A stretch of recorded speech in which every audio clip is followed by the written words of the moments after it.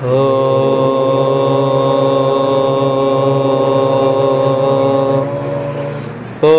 गुरुर्ब्रह्मा गुरुर्विष्णु गुरुरेव महेश्वरः गुरु साक्षात् परम ब्रह्म तस्मै श्री गुरवे नमः। పరమద్భుతులారా, నిన్నటి దినం మనం జాగ్రత్తను స్వప్నమును బాగా పరీక్షించితే కొన్ని విశేషమైన లక్షణాలు మనకు దొరుకుతాయని చెప్పుకున్నాము. ఆ విధంగానే ఆ రెండింటికి భేదం కూడా చెప్పేదానికి కాకుండా పోయింది. అందులో ఆ స్వప్నంలోని కల్పనలు వాళ్ళ దోషణలు, అంటే స్వప్నంలో ఇట్లుంటాయని మన కల్పనలు, ఆ కల్పన చేసుకున్నానంటే దోషాలు ఏమనేది కూడా చెప్పినాము. ఈ దినము స్వప్న పరీక్ష వలన మనోరోగములను బాపగలమని వాదము. స్వప్నాన్ని పరీక్ష చేసినట్లయితే రోగాలను కూడా పోగొట్టవచ్చు అనేది ఈ దినం పది.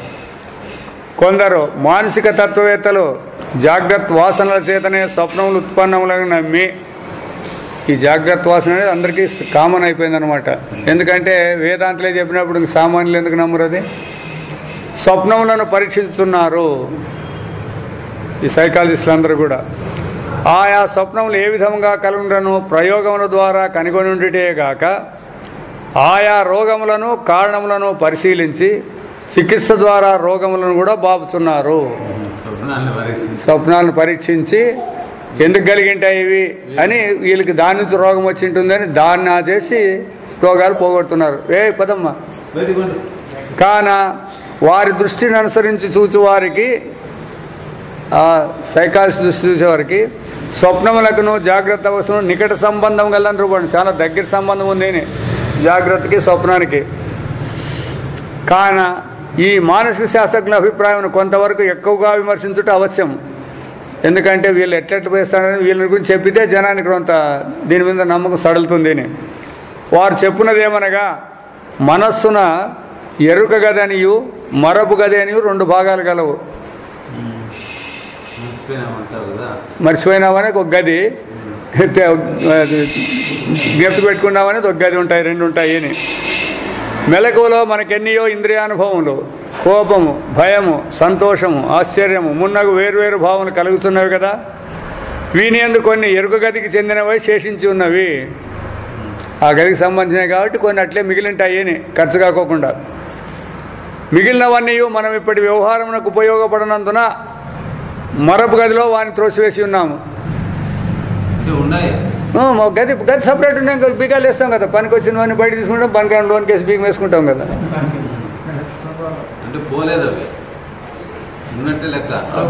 ఉంటాయి అన్నమాట. ఇప్పుడు ఎప్పుడో జరిగిన విషయం నువ్వు జ్ఞాపకం తెచ్చుకుంటావు కదా. అంటే వాళ్ళు చెప్పిండేదేమి రెండు గదులు ఉన్నాయని చెప్పినారు. అది దాంట్లో ఈ గదిలోకి అది పోకూడదు, ఆ గదిలోకి ఇవి రాకూడదు. మళ్ళా మరి అది ఉంటుంది చూడు. మళ్ళీ ఇప్పుడు మరొక గదిలో ఉండేటి నుంచి బయటకు వచ్చినాయంటే అవి ఎట్లా వచ్చేది? ఇంకా అవి బయటకు వస్తాయని. వానిలో అనేకము అచ్చటికి ఏగిన పిదప ఎచ్చటనో ఒక మూల యందు అణిగి ఉండును. కానీ కొన్ని మాత్రం బయట గది వాగిటనే ఉండి ఏదేని ఒక ఉత్తేజక సామాగ్రి దొరికినంతనే బహిర్గతములగును. కొన్ని పూర్తిలోని ఉంటాయి, కొన్ని మాత్రం వాటికాడి కాసుకొని ఉంటాయంట. బయట ఆ సమాచారాలు మాట్లాడుతూనే వస్తారు చూడండి వాళ్ళకి. ఇది ఈ ఉత్తేజక సామాగ్రి బాహ్య ప్రపంచం నుండి వచ్చినచో జాగ్రత్త, లోపలి వాసన వచ్చినచో స్వప్నమగును. ఇది అర్థమవుతుంది. ఇది పాయింట్. జాగ్రత్త ఎప్పుడైతుంది, స్వప్నం ఎప్పుడు వస్తుందంటే బయట ఉత్తేజక సామాగ్రి ఏదైనా వస్తే అప్పుడు అది జాగ్రత్త అవుతుందంట. అట్లా కాకుండా లోనది ఎప్పుడైనా బయటకు వస్తే అది దాన్ని స్వప్నం అనాలి. అంటే మనసులోనే వస్తాయని చెప్తుంటారు చూడు. ఆ పాయింట్ని పట్టుకొని వాళ్ళు ఆ విధంగా మాట్లాడుతుంటారు అనమాట. ఈ రీతి జనులు మెలకువలో బలీయములైన కోరికలను భావములను నొక్కి పట్టుట వలన, మాకు ఇట్లా కోరికలు కావాలని బలవంతంగా సాధ్యం కాకుండా నొక్కి పట్టుకుంటారు చూడండి. ఆ కోరికలు భావములు మూర్తీభవించి స్వప్నమున కనబడును. ఇటు స్వప్నములకు కారణమైన కోరికలను భావములను సరిగా శోధించి కనుగొన్నచో అది. కాబట్టి పరిశీలించాలని చాలా బాగా జాగ్రత్తగా పరిశీలించాలన్నమాట. ఇక ఎందుకు స్వప్నం వచ్చింది, ఎందుకు రోగం వచ్చింది, దీనికి దానికి ఏం సంబంధము అని బాగా విచారం చేసి ముఖ్యమైన శోధించి కనుగొనొచ్చో మనుష్యుని బాహ్య అభ్యంతరం కూడా పరీక్షించినట్లే అవుతున్నది. అంటే లోన్ ఉండేదాన్ని బయట ఉండేదాన్ని కూడా మనలో ఏమేమి ఉండేది పరీక్షించినట్లు అవుతుంది అని మానసిక శాస్త్రజ్ఞులు తలంచి ఉన్నారు. వీరి అభిప్రాయమున జాగ్రత్తకును స్వప్నమునకును నికట సంబంధం కలదనియు స్వప్నం ఒక స్వతంత్రావస్థ కాదనియు తెలియచున్నది. ఎవరికి తెలియలేదు స్వతంత్రావస్థ అని వేదాంతులు అనలేదు, వాళ్ళు ఎవరు కూడా అనలేదు. వీళ్ళు మాత్రమే స్వతంత్రావస్థలు అని చెప్పిండేది, అంతే గౌడపాదాచార్యులు వాళ్ళు మాత్రమే చెప్పిండేది. మిగతా వాళ్ళందరూ కూడా పూరకావస్థలనే చెప్పిండేది దానిలన్నీ. ఇంతవరకు వివరించిన కల్పన, అది ఇంతవరకు మాట్లాడేదంతా కల్పన. యుక్తి అనుభవంకు సమ్మతంగా ఉన్నట్లు వెంటనే తోపగలదు. వ్యవహార దృష్టితో వీళ్ళు చెప్పిందే కరెక్ట్గా ఉన్నట్లు మనకు కానొస్తుంది. కానీ ఈ అది విచారించటమైన దృఢంగా నిలజాలదు. ఎట్లుంటుంది తట్టుకో, మరుపు గది ఒక చోట, ఎరుక గది ఒక చోట, ఇవి కొన్ని లోన్ పోయి ఉంటాయి, కొన్ని బయట కాసుకొని ఉంటాయని ఇట్లా విచారం చేసే వాళ్ళు పెట్టే సమాధానం దొరకలేదనమాట. ఒకవేళ ఏదో ఒక రీతి ఈ రెండు గదులను అంగీకరించినప్పటికీ ఉన్నిలేప ఎరుక గది మరుపు గది ఉన్నిలే, మన ఇంట్లో అక్కడ సామాన్లు పనికొచ్చేటి పనికాని వేసుకున్నట్లు అనుకునేటప్పటికి కూడా జాగ్రత్త అనుభవములు భావములు వెనుక నుండి గదిలో చేరినట్టు కానీ వానిలో కొన్ని మాత్రము ఉద్బోధక సామగ్రితే బహిర్మగడం కానీ ఎవరు చూడలేదు. కొన్ని లోనికి పోయినాయి, కొన్ని ఆడే ఉన్నాయి, ఆ రూముల పక్కలోనే బయటకు వచ్చినాయి అనేది కూడా అది ఎవరికి అనుభవంలో లేదు. ఇదిగాక రోగి తన స్వప్నాభవం చెప్పవలయను. ఈడు మెయిన్ పాయింట్ దొరికేది. ఇప్పుడు రోగి వాడి స్వప్నానుభవాన్ని వాడు కరెక్ట్గా చెప్పాలి కదా. కొంచెం పొరపాటు చెప్తే ఏమవుతుంది, పరిశీలనలో పూర్తి ఎస్తగిలవుతుంది అనమాట. వైద్యుడు దాన్ని అర్థం చేసుకోనవలేను. వీడు చెప్పేది సరిగా ఉండాలా, ఆయప్ప అర్థం చేసుకోవాలా. ఈ రెండు విధములకు ఆధారముల చేతనే కదా మానసిక పరీక్ష కొనసాగును. ఇట మొట్టమొదట మనం రోగికి తన స్వప్నమును వివరించి శక్తి కలదా అనుటను నిశ్చయించుకొనవలేను.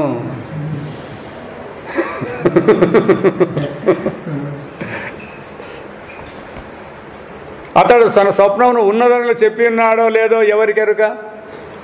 రెండు కల్పించి చెప్పచ్చు, రెండు వచ్చిన దాన్ని ఇడిచిపెట్టి చెప్పచ్చు. కరెక్ట్గా చెప్పినాడనేది ఏముంది. ఇక వైద్యుడైనను రోగి తెలిపిన స్వప్నమును సరిగా గ్రహింపగలిగి ఉన్నాడా, అతని వలన రోగి యొక్క మనస్వభావం నిరగజాలుదమా అనే విషయము సంశయాస్పదమే.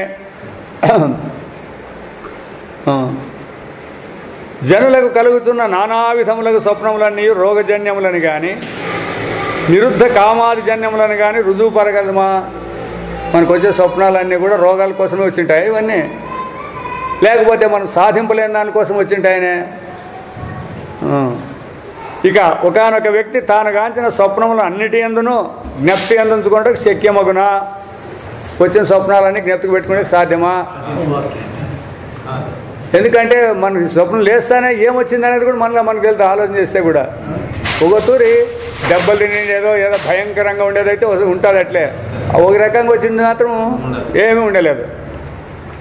ఒకవేళ రోగికి తాను కాంచిన స్వప్నములన్నీ స్మరణ ఉందన్నాం అనుకొనుడు, అట్టి చిత్ర విచిత్రములైన వందల కొలది స్వప్నములందు రోగి యొక్క భావములను అనుభవములను సూచించుటకు ఈ స్వప్నమే అత్యవసరమని రుజువుపరచడం ఎట్లు శక్యమగును. ఆయన చెప్పిన దానిలన్నింటినీ కూడా క్రోడీకరించినట్లయితే ఇవన్నీ దానికోసమే ఉన్నాయి అని చెప్పేదానికి మాత్రం ఎట్లా సాధ్యమవుతుంది? అది సాధ్యం కాదు. ఈ విచారమును చక్కగా గమనించిన వారికి స్వప్నము అవగాహనకు తెచ్చుకుంటే శక్యమే కాదంటూ సుస్పష్టమగును. ఎందుకంటే ఎవడైతే ఇక్కడ బయట చెప్తాన్నాడో ఈ స్వప్నాన్ని గురించి చెప్పినాడు, వీడు స్వప్నాన్ని అనుభవించలేరు. అనిపించినాడా? అది మొదట ఇక్కడ అదే బాగా చెప్పినది. ఈ విచారమును చక్కగా గమనించిన వారికి స్వప్నము అవగాహనకు తెచ్చుకున్నటకు శక్యమే కాదనుట. వాడు నాకు జ్ఞప్తికుందంటాడు చూడండి, జ్ఞప్తికే ఉండి వచ్చేది లేదు. జ్ఞప్తి స్మృతి అనేది ఎప్పుడు వచ్చేది? అది దేశకాలాల్లో ఉన్న వాళ్ళకి మాత్రం వాడు ఒకడే అనిపించిండల్లా అప్పుడు వస్తుంది. వీడే స్వప్నం అనిపించిండేవాడే వేరే, ఇప్పుడు చెప్పేవాడే వేరే. ఎట్లా పొందించుకుంటారు వీళ్ళు రోగాలకి దీనికి? అందుకే మొదటి ఈ పాయింట్ తెలుసుకోవాలన్నమాట. అది చెప్పే తప్పు అనేది ఫస్ట్ తెలుసుకోవాలా. ఇంకా వాడు చెప్పే రోగం కథ నిదానంగా ఆలోచన చేయాలి. కాన స్వప్నాధారంపై చేసేడు వైద్యము శ్రద్ధా వైద్యం అనే చెప్పవలేను. అంటే ఊరికి నమ్మకము. ఇప్పుడు అడుగుతారు కదా, తెల్లవారుజామున వచ్చిన కళలన్నీ కూడా సత్యమవుతాయి అని అన్నారు. అవునా? సరే ఒప్పుకుందాం. తెల్లవారుజామున వచ్చే కళలన్నీ స్వప్నమైనాయంటే ఇప్పుడు జాగ్రత్తకు ఆధారం ఏది? ఇప్పుడు స్వప్నంలో వచ్చిన కళలన్నీ కూడా జాగ్రత్తలో సత్యమైన అనుకోండి. రాత్రి వచ్చింది, పొద్దున వచ్చిందబ్బా జాగ్రత్తలో. ఇప్పుడు ఈ జాగ్రత్తకు ఆధారం ఏది? స్వప్నం అవుతుంది. మరి వీళ్ళు ఇయ్యాల వరకు వాసనాజన్యం, జాగ్రత్త వాసనాజన్యం స్వప్నం అన్న వాళ్ళు ఎట్టట్టు పొందుతారు నీడ. ఆ వాసనతో ఈడు వస్తాడారు కదా. ఇప్పుడు మాకు తెలంగాణ వచ్చిన కొన్ని కళలు అయినా ఇక కరెక్ట్ అయినా కూడా మాట్లాడుతుంటారు కదా. కొన్ని అయినా అంటారు, కొన్ని అయ్యేదానికి కూడా ఇప్పుడు జాగ్రత్త అనుభవానికి స్వప్నాధారమే కదా. ఇంతవరకు మరి మీరు స్వప్న వాసనతోనే, జాగ్రత్త వాసనతోనే స్వప్నం అనేది ఎట్లా పొందుతుంది? ఇది అయ్యేది మంత్రము, యంత్రము, భూత వైద్యాదులతో సమానమైనదని కూడా చెప్పదగను. ఎందుకంటే నమ్మకం అంతే. మంత్రం మీద కానీ దయాలు ఇప్పిస్తామనే వాళ్ళ మీద నమ్మకమే కానీ అనుభవం ఎవరికి లేదు దీంట్లో. శ్రద్ధ అంతే. దాంట్లో ఇట్లా పోతే పోతుందప్ప అని శ్రద్ధ అంతే. మరి ఒక విశేషమేమనగా ఈ ప్రపంచమున రోగులకే కాక ఆరోగ్యవంతులకు కూడా స్వప్నములు సమానంగా కలుగుతుండను కదా. దీనికేం చెప్తారు? ఇప్పుడు వాళ్ళ స్వప్నంతోనేమో రోగం కనిపెట్టలే. వీళ్ళకి ఆరోగ్యంగా ఉండే వాళ్ళకి వచ్చిన దానికి ఏమి చెప్పాలి? వీళ్ళు స్వప్నం వచ్చిన దానికి కారణాలు ఏమి? దాని ఆధారంతోనే నిర్ధారణ చేస్తామన్నప్పుడు ఎట్లా పొందుతుంది? ఇది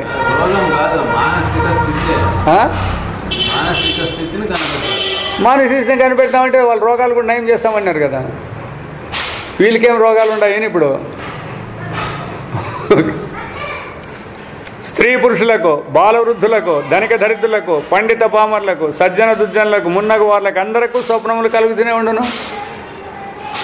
వీరందరకు అన్ని విధములకు స్వప్నములు సంభవించుతుండును. ఒకే రకం కాదు. వీళ్ళకు కూడా కష్టాలు ఉండేటివి, సుఖాలు ఉండేటివి, అందరికీ అన్ని రకాలు కూడా వస్తూనే ఉంటాయి. ఇట్టి వ్యక్తికి ఇట్టే స్వప్నం కలగవాలని నియమం ఉండినచో స్వప్నములు జాగ్రత్త అనుభవానికి సంబంధించినవని భావించి వాని సోహం చే జాగ్రత్తనందల మానసిక నిర్ణయించి ప్రయత్నం చేయడానికి అవకాశం ఉండేను.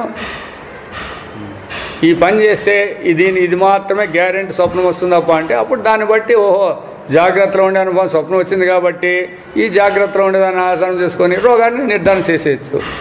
అట్టనేమేం లేదు కదా. జాగ్రత్తను ఆధారం చేసుకొని ఇట్టి జాగ్రత్తను ఆధారం చేసుకొని ఇట్టి స్వప్నమే వస్తుందనే నియమాలు ఏమి లేవు కదా. లేవు. కానీ అట్టి నియమం లేదు కదా. కావున ఈ విధముకు మనఃపరీక్షచే జీవన రహస్యమును కనుగొనజాలము. కాబట్టి మన యొక్క బ్రతుకు యొక్క దీన్ని కనుగొనట్లేదు. ఈ మనోవిభజనం యొక్క సహాయం చే వైద్యుడు ఎంతటి జయం నొంది ఉన్నాను.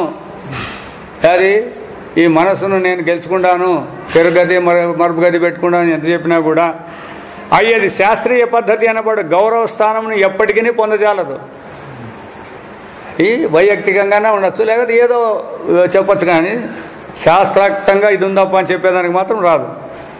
ఒకవేళ గౌరవ స్థానం బడిసినప్పటికీ చాలామందికి ఆ రోగాలు బాగా చేస్తా అంటే ఇటు స్వప్నాలు చూసని అందరూ అడిగే పోయినప్పటికి కూడా ప్రకృతమున మనమునర్చుతున్న అవస్థాత్రయ విచారమునకు దానివలన ఇసుమంతయు హాని కలగదు. దమ్ముడి ఎత్తు కూడా దానికి దీనికి సంబంధం లేదు. ఎందుకన మనస్సును విభజించి పరిశీలించు తత్వవేత్తలు జాగ్రత్త దృష్టి చేతనే స్వప్నమును గాంచున్నారని దోషమును కట్టుబడుకుండుటకు శక్యమే కాదు.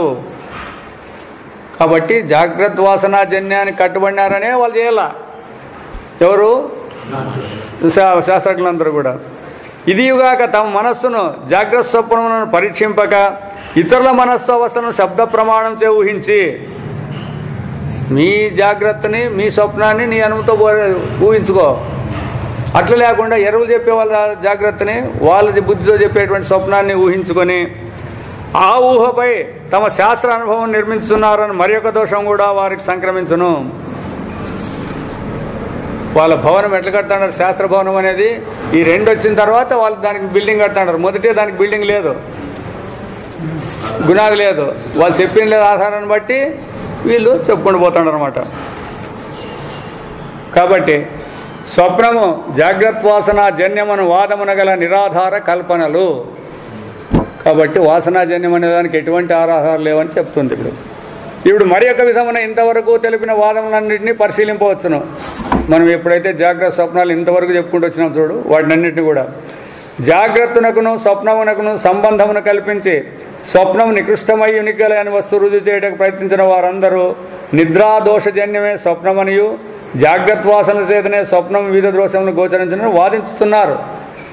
కాబట్టి మనం నిద్రపోయినప్పుడు ఈ జాగ్రత్తే, ఈ వాసనలే ఆ నిద్రలో పోయినప్పుడు అట్లా వస్తాయి అని అందరూ కూడా వాదిస్తూనే ఉంటారు. కానీ ఈ వాదమునకు కూడా అనుభవాధారం లేదు. ఇట్లా వాదించే వాళ్ళకి ఏమో మీకు అనుభవం ఉందంటే అది కూడా చెప్పక రాదు. నిద్రయన ఇది ఇట్టిది ఎరుకలేని స్థితి. నిద్ర అంటే ఇది అది అని తెలిసలేనటువంటి స్థితి. స్వప్నం అనగా ఏవియో కొన్ని దృశ్యములు కనిపించే స్థితి. ఇట్లుండ స్వప్న సమయమున గాఢ నిద్రయు ఉండెనటకు ప్రబల యుక్తి ఎచ్చటగలదు. నిద్రాదోషంతో స్వప్నం వచ్చిందన్నప్పుడు నిద్ర ఉండాలా, స్వప్నం ఉండాలా? అది ఉండే సాధ్యమేనా?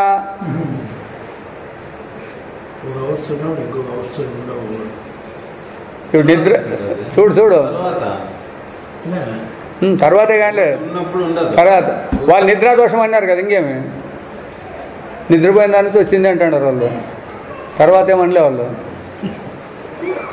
అందుకే ఈ పాయింట్ చాలా ముఖ్యంగా గుర్తుపెట్టుకోవాలి.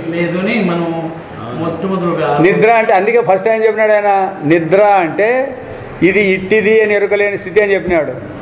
స్వప్నంలో ఇట్లాది అట్లాదని ఎరుకుందే లేదా? మరి ఎట్లు పొందుతుంది నిద్రాదోషంలో వచ్చిందనే దానికి? అదే మరి నిద్ర దోషంతో అంటే నిద్ర ఇప్పుడు విషం తింటే సచ్చినారు అంటారులే అని అంటారు కదా, విషము దోషంతో అని అన్నారు కదా. విషంలో అన్నప్పుడు అక్కడేం చెప్పినారు? ఆ దోషం ఉన్న బతికేది లేదు. ఇక్కడ కూడా నిద్రలో ఇది ఇట్టిదని తెలిసేకే లేదు. మరి ఆ నిద్రా దోషం వల్ల ఇది ఇట్టిది అని స్వప్నం ఎట్లా వచ్చాని, అది ఇది ఉందని ఎట్లా వచ్చాని? మొత్తం స్వప్నాన్ని నిద్రను ఒకటి కింద తీసుకున్నారు. వాళ్ళు ఏం తీసుకున్నారు ఏం కథ అనేది ఎవరికి తెలిసేలేదు. మనకు కూడా తెలుసు వాళ్ళు ఏం తీసుకున్నారు. మనం కూడా ఏమి అనుకోకపోతే ఇవన్నీ మాట్లాడడం కదా, ఇదంతా విచారం చేసుకుంటాం కాబట్టి ఇవన్నీ బయటకు వస్తాడు అనమాట.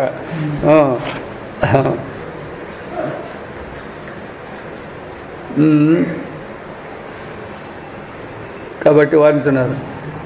కానీ అది ఇక్కడ అయిపోయింది కదా. నిద్ర ఆవరింపకయే మనకు స్వప్నము తోపుదంటే అనుభవసారంగా ఉండడం అంగీకరింపవచ్చును. నిద్ర రాకుండా ఉంటే స్వప్నం వస్తుందే, ఏముంటుంది మరి? అట్లా అదే అట్లా గుర్తుపెట్టుకోండి. అవన్నీ నిద్ర రాకుండా పోతే ఏముంటుందప్ప అంటే మెలకు ఉంటుంది. మరి నిద్రపోతేనే స్వప్నం వస్తుంది. పాయింట్స్ అదే. అందుకే వాళ్ళు క్లియర్గా మనకేం ఇంత మన తలకేం లేవు ఇవన్నీ. వాళ్ళు చెప్తా అంటే ఇప్పుడు మనం విచారం చేస్తాడమే కానీ మనకి ఎప్పుడైనా వచ్చింది స్ట్రైక్ అయినా ఇవి ఎప్పుడు కాలేదు. కానీ ఒకే సమయంలో నిద్రించుతున్నాము, కలగాంచున్నాము అంటే ఒప్పుకునేటట్లు నిద్రాదోషంలో అన్నప్పుడు నిద్రపోతాడాము, స్వప్నం వచ్చిందని ఎట్లా ఒప్పుకుంటారు అని. ఇది వ్యాహత వచనమే కదా, తను మాట్లాడిన మాటకి అది అర్థం లేని విషయము.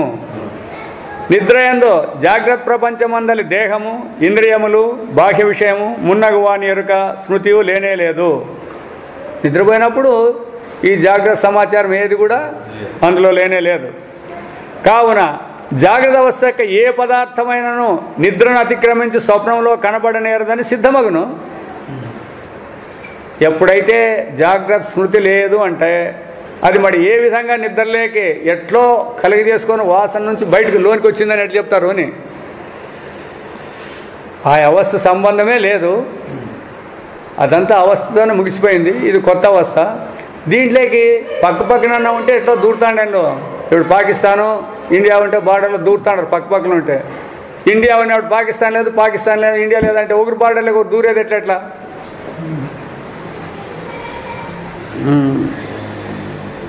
కాబట్టి అనుభవం ఈ విధముగానుండగా జాగ్రత్త ప్రపంచమునకు కట్టుబడిన మనస్సు, ఈ జాగ్రత్తలో ఉండే మనస్సు ఏదో ఒక విధమైన తన అవస్థాబద్ధత్వమును త్రెంచుకొని స్వప్నమును ప్రవేశించుననియు, ఈ జాగ్రత్త మనస్సు అనేది ఎట్లో ఈ మెలకు అనే దాన్ని తెంచుకొని అవతలికి పోతుందని. అవతలికి పోతే కూడా మంచిదే, మనకు కూడా మేలే. ఎందుకు నాకు ఇప్పుడు స్వప్నం వస్తుంది అని చెప్పచ్చు, లేదా నాకు ఇప్పుడు నిద్ర వస్తుంది అని చెప్పచ్చు. నిద్రలోనే స్వప్నంలోనే చెప్పచ్చు ఆ మాట, తెంచుకొని పోయి ఉంటే. తద్వాసనాబలంచే స్వప్నం ప్రతీతమైన వాదించుట సార్వత్రిక అనుభవ సమ్మతం కాదు. ఎవరి అనుభవంలో కూడా ఇది లేదు. జాగ్రత్త నందును స్వప్నమునందును మనకు వస్తువుల జ్ఞానం సమానముగా కలుగుతూనే ఉండును. కాబట్టి జాగ్రత్తలో ఏ విధంగా నీళ్ళు అంటామో స్వప్నంలో కూడా నీళ్ళే అంటాం, కానీ మన్నునేం నీళ్ళు అనము. ఆ విషయానికి ఆ విషయం ఖచ్చితంగా ఆడు కూడా చేస్తాం. అయినను జాగ్రత్త యందు వస్తువులు బయట నుండుననియు, ఇప్పుడు మన వస్తువులన్నీ బయట ఉన్నాయనియు, స్వప్నమందు వస్తువులు బయట ఉండవనియు మనం భావించున్నాము. స్వప్నం వచ్చిందంటే మనస్సే అంత కల్పించుకుని నేను అందరూ అనుకోండి, అది జాగ్రత్త అట్లా కల్పించుకోలేదప్ప. ఈ మనసుకు బయట ఉండే విషయాలను కూడా చూసుకుంటాను నేనే. పోనీ వాళ్ళ ప్రకారం పోతే అక్కడ మనసులోనే అన్నీ కల్పించుకుంటాడంటే మనకు బయట పదార్థాలు కనపడకూడదు. స్వప్నంలో కనపడవా? కనపడతాయా? మరి మనుషులు కనపడతారు, విషయాలు కనపడతాయి, అన్నీ కనపడతాయి. మరి అప్పుడు బయట ఉన్నాయా లేకపోతే లోనే ఉన్నాయా? జాగ్రత్త నుండి బాహ్య వస్తువుల నుండి ప్రశ్నించిన ప్రకాశము మన నేత్రములకు తగిలి వాని జ్ఞానమగననియు, స్వప్నమందు మాత్రము మన యందలి జాగ్రత్త వాసనలే ఉద్బుద్ధములై, ఇవంతా మన ఇంద్రియాలకు పోయి ఇంద్రియాలను తెలుసుకొని మళ్ళీ ఇక్కడ వస్తుందని అనుకుంటున్నారు జాగ్రత్తలో. అయితే అట్లా కాదు, అది లోనే మనసులోనే పుడతాయంట అవన్నీ. అవి పుట్టి వస్తువుల జ్ఞానమై కనిపించుననియు భావించి ఉన్నాము. ఈ పక్షపాతం యుక్తియుక్తం కాదు కదా. స్వప్నమున ఏదేని బాహ్య సాధనను అపేక్షించకయే, బయట వస్తువులు కోరుకోకుండా స్వప్నంలో ఈ మనస్సు అనేది ఏ వస్తువును కోరుకోకుండా మనస్సే సర్వము సృజింపగలుగునే అని. ఇది ఇంకా ఎట్లా తీసి గేడుపాకు కొట్టినట్లుంటాయి ఇవి మాటలు. ఊరినే కాదు, సన్నపన కాదు. మనస్సే సర్వమును సృజింపగలుగునే అని. జాగ్రత్తను అది ఆ విధంగానే సృజింపజాలదనే విశ్లేషించడానికి ఆధారమేమి? ఇప్పుడు మనస్సులో వాసన ఉండేటివి వాటికి వచ్చినాయి. ఇప్పుడు అదొద్దు, మనస్సే ఈడ ఉంది, అనుభవం ఈడ ఉంది. పుట్టియండి అప్ప ఇప్పుడు సూచించండి, ఏమేమి సూచిస్తారో. ఏం సంకల్పాలు? వస్తువులు. ఆడ మనసులోనే వస్తువులు అన్నీ సంకల్పం చేసుకుందని అన్నది కదా. పుట్టించుకుందని ఇండ్లు గిండ్లు అన్నీ పుట్టించుకుందాను కదా. వీడి జాగ్రత్తలోనే ఉంటారు, మీ మనస్సు ఉంది. మరి ఇప్పుడు సృష్టించండి బయట ఒక గడ్డి పుల్లన్న అటు సృష్టించండి ఒకటి శాస్త్రానికి.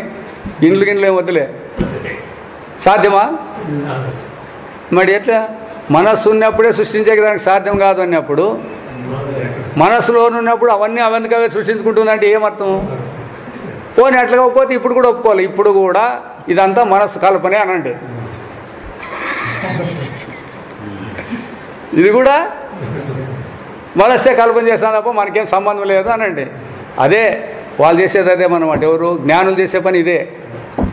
ప్రకృతి గుణాలు ప్రకృతి వ్యవహారాలు చేస్తూ ఉన్నాయి, దాన్ని మేము చూసే సాక్షులు అంటారు వాళ్ళు. గుణాల ప్రభావాలతో కర్మలు క్రియలు ఫలితాలు చూస్తాడు అంతే. వాటిని చూసేటువంటి సాక్షి నేను. కాబట్టి ఇందులో నా ప్రమేయం ఏం లేదు అక్కడ. అవి వాటి పనులు అవి చేస్తాడు. త్రిగుణాత్మకం అంటే త్రిగుణాత్మకం అన్నీ ఒకటే, మాయ అన్నీ ఒకటే, ప్రకృతి అన్నీ ఒకటే, మూడు ఒకటే. కాబట్టి ఆ ప్రకృతి దా మాయలోనే, దాంట్లో కూడా సాంఖ్యుల మాయ వేరే, మళ్ళీ వేదాంతుల మాయ వేరే. మళ్ళీ సాంఖ్యుల మాయ ఎట్లా చెప్తారు వాళ్ళు? సాంఖ్యుల యొక్క ఇది ప్రకృతి ఎట్లా చెప్తారు? దానికి పరమాత్మకు అధికారం లేదు దాని మీద అని వాళ్ళు అంటారు. ఎవరు? సాంఖ్యులు. వేదాంతులు ఏమంటారు? ఈ ప్రకృతి మీద ఇతనికి అధికారం ఉందని వీళ్ళు అంటారు. అందుకే భగవంతుడు తన మాయా ప్రకృతి చేత సమస్తమును సృష్టిస్తున్నాడు అని అంటారు అంతే వీళ్ళు. ఎందుకు? తన మాయా ప్రకృతి అంటే ఉందనే లేదనే అనేది తెలుసుకోవాలి మనం ఇప్పుడు. అంతే అట్లా. ఇప్పుడు స్వప్నము మన లోన్ కలుగుతుంది అంటుంటే, జాగ్రత్త ఏమో మన బయట కలుగుతుంది అని చెప్పేసి మీరు అనుకుంటున్నారు అని అంటాడారు అందరూ. ఇంకా అంతఃకరణం లేనిది బయట అనేది లోన్ అనేది దానికేమో ఎట్లా తెలుస్తాడు? ఇవి ఇప్పుడు మనసులోనే కదా నీకు కలగాల్సి ఉండేది. ఏందన్నా బయట ఆడు స్తంభం ఉందంటే మనసులో కలిగిందేనా, కాకపోతే ఇంకేమన్నా లోన్ కలిగింది ఇది? మరి ఆవిడ రెండుని కంపేర్ చేసేటప్పుడు ఇప్పుడు మనకి ఇంపార్టెంట్ పాయింట్ మనకు వస్తుంది అనమాట. అదే ఇవి మొత్తం మనలో ఉంది. జాగ్రత్త అవస్థ కూడా నాలోనే జరుగుతూ ఉందని. స్వప్నం అయితే నాలో ఎట్లా జరుగుతుందని చెప్పి మీరు అనుకుంటున్నారో, ఈ జాగ్రత్త అవస్థ కూడా నాలోనే జరుగుతుంది. వీడికి ఏమీ తెలియదు. మొదటి పాయింట్ వీడు అన్నీ నాకే జరుగుతాయంటాడు. వీడు స్వప్నము నాకే తెలుసు, నిద్ర నాకే తెలుసు, కళ నాకే తెలుసు అంటాడు. వీడేమో నిజంగా వీడికి 3 ఏమీ తెలియవు. దానికి శాస్త్రం ఏం చెప్తుందంటే వీనికి 3 ఏమీ తెలిసలేదు, సాక్షణంతోనే 3 తెలియబడతాడని మనకు చెప్తుంది మొదట. అది ఆ పాయింట్ మెయిన్ అన్నమాట. ఎందుకంటే నిజంగా అవే ఉండింటే, జాగ్రత్త ఉండింటే దాన్ని తీసేసేది ఎవరు? ఇప్పుడు సృష్టి అయినట్లే కదా, సృష్టిని ఒప్పుకున్నట్లే కదా జాగ్రత్త ఉంది అంటే. మరి సృష్టి ఉందని ఒప్పుకున్నప్పుడు శాస్త్రం చెప్పింది తప్ప అవసరం 3 ఉన్నాయని చెప్పినారంటారు. 3 ఉన్నాయని ఎప్పుడు చెప్పింది? ఈ జీవుడు అనేవాడు ఈ విధంగా 3 కల్పించుకుంటాడు అని అనువాదం చేసి చెప్తాందే కానీ 3 ఉన్నాయని అది చెప్పేకేం రాలే. అట్లా జిజ్ఞాసులు దాన్ని గుర్తుపెట్టుకుంటే రావాలన్నమాట. మెయిన్ పాయింట్ అవే. ఏదైతే చెప్తానో మనకు శాస్త్రము ఇది అనువాదమా లేకపోతే ఉపదేశమా? వివక్షితాంశం ఏమి అని కూడా మా పక్కన అంటాడు. అనువాదంలో వివక్షితాంశం చెప్పే పని లేదు. అది వాళ్ళు అనుకుంటారు, శాస్త్రం చెప్తా ఉంటుంది. వివక్షితాంశం అంటే మనం గుర్తించవలసింది ఏమి? మనం గుర్తించవలసింది ఆత్మస్వరూపాన్ని గుర్తించేదికే మన ప్రయత్నం అంతా ఉండాలా అని. అంతేగాని ఈ అవస్థలు వచ్చిపోతాయి, జాగ్రత్త వాసనతో వచ్చిపోతాయి, ఇదంతా సంబంధమే లేదు. ఇది అంతరార్థంగా మనం ఈ 3 అవస్థలు ఎవరికి కలుగుతాయి అని విచారం చేస్తే 3 అవస్థలు కూడా వీనికి కాదు, సాక్ష్యానుభవానికి తెలుస్తాయి అని అంటుంది. అంతే. అది సాక్ష్యానికి కలుగుతాడని కూడా సాక్షి కలుగుతాయని అనేది లేదు. సాక్ష్యానం ప్రకాశపరుస్తుంది అంటుంది. అంతే. అది ఎట్లయితే స్టేజ్ మీద లైట్ వెళ్తారో ప్రకాశపరుస్తుందే కానీ అందులో ఉండేదంతా యాక్ట్ లేకపోతుంది. ఆ దృశ్యంలోకి అది ఎంటర్ కాదు. ఆ దృశ్యాన్నంతా ప్రకాశపరుస్తూ ఉంటుంది. అది ప్రకాశపరిచేదే లేకపోతే మనకు ఉందని ఎట్లా తెలుస్తాం మనకి? ఆ విధంగా ఇప్పుడు ఆత్మ ప్రకాశంలో ఈ అనాత్మ వ్యవహారం అంతా జరుగుతుంది అని సాక్షి చెప్తాడనమాట. మనమేమనుకుంటే ప్రమాత్రే చేస్తాడు ఇదంతా అని మనం అనుకుంటాం. అది మీ పని కాదప్పా అని నీకు ఎక్కడ చూసినా కూడా అదే. దాంట్లో క్షేత్రజ్ఞుడి, పరాప్రకృతి, అరాప్రకృతి అని ఇట్లా ఏమన్నా చెప్పని అన్నీ ఈ విధంగానే చెప్పుకుంటూ వస్తాను శాస్త్రం. మన స్వరూపానికి సంబంధం లేనివే ఇవన్నీ అని గుర్తించేది ముఖ్యంగా రావాలన్నమాట. అట్లా కాకుండా మేము దేహమే అని మేము బాగా తెలుసుకుంటాము అంటే మనం పొరపాటు పడినట్లే. మాకు బాగా అర్థమవుతుందప్ప అని అంటే మాకు బాగా అర్థమవుతుందంటే ఇంక మీరు బాగా అర్థమైనట్లే. మీకేం తొందర లేదు, ఇంక ఇట్లే మళ్ళీ జనమని చక్రం తిరుగుతూనే ఉంటారని చెప్పచ్చు మనం కూడా. అనుభవం ద్వారా ఆ అనుభవం వైపు దృష్టి మరల్చి ఈ దేహ భ్రాంతిని పోగొట్టుకుంటే ధన్యులయ్యేదానికి మనకు అవకాశం ఉంది. అది గుర్తుపట్టుకోవాలన్నమాట జిజ్ఞాసులు అనేవాళ్ళు. వ్యవహార దృష్టితో కనపడుతుంది, కాదనేకేం లేదు. వాళ్ళే మొదటి వేదాంతులే చెప్తారు వ్యవహార దృష్టితో ఇదంతా సత్యమే, అందుకే ఇది వ్యావహారిక సత్యం అని కూడా మేము చెప్తామంటారు వాళ్ళు. అయితే పరమార్థంగా ఇది కాదు అనేది. ఇప్పుడు మనము వ్యవహారమే సత్యం అనుకొని మేము పుట్టి సచ్చేవాళ్ళు, మేము కష్టపడతామని బాధపడతాడారు. మరి ఏం చేస్తుంది అది ఏది అంటారు శృతి మాత అంటారు. ఎట్లయినా కూడా వీళ్ళు ఈ విధంగా భ్రాంతిలో పడి తనలాడుకోకుండా వీళ్ళని ఉద్ధారం చేయాలనేదే దాని పని. కాబట్టి ఎవరెవరి యోగ్యతకు ఎవరెవరి సంస్కారానికి తగినట్ల శాస్త్రంలోనే కర్మయోగం అయితేనేమి, ఉపాసన అయితేనేమి, జ్ఞానకాండ అయితేనేమి, ఇంకా కిందికి దిగితే నామస్మరణ అయితేనేమి, యావన్నా కానీ చెప్పుకుంటూ వస్తుంది. అవన్నీ వాళ్ళ స్టేజ్ని బట్టి దీనికి అర్హతను తీసుకురావాలి ఎక్కడ తిరిగి అందరినీ. ఎందుకంటే అందరూ పరమాత్మ స్వరూపులే ఇందులో. అదే బ్రహ్మ మొదలు స్తంభం పర్యంత వరకు అన్నాడు. దీంట్లో ఎవరిని తీసేసేయలేదు. అయితే ఆ సంస్కారం గ్రహించేకి ఎవరికి ఉంటుందప్ప అంటే ఈ విధమైన మానవులకే ఎక్కువగా ఉంటుంది విచారము అని. దేవతలు కూడా ఉంటుంది. అయితే వాళ్ళు భోగలాల్సులు కాబట్టి మర్చిపోవచ్చు. ఎవడో దేవతల్లో కూడా ఇంద్రుని అట్లా వాడు తప్పించుకొని వచ్చి వినొచ్చు. దీన్ని అందరూ వినాలనేది ఏం లేదు. వాళ్ళకి అర్హతే లేదు. వాళ్ళు కేవలం పుణ్యం చేసి పుట్టినారు. వాళ్ళు భోగం అనిపించేదే వాళ్ళ పాయింట్. అది కాదు పుణ్యపాపాలు చేసినటువంటి వాడు మానవుడు.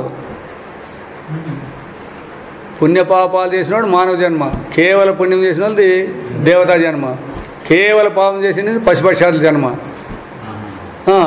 కాబట్టి మనకి ఇంకా లేదు, పూర్తి లేదు. మనకి రెండు ఉన్నాయి, కష్టాలు ఉన్నాయి, సుఖాలు ఉన్నాయి. మన దగ్గర రెండు ఉన్నాయి.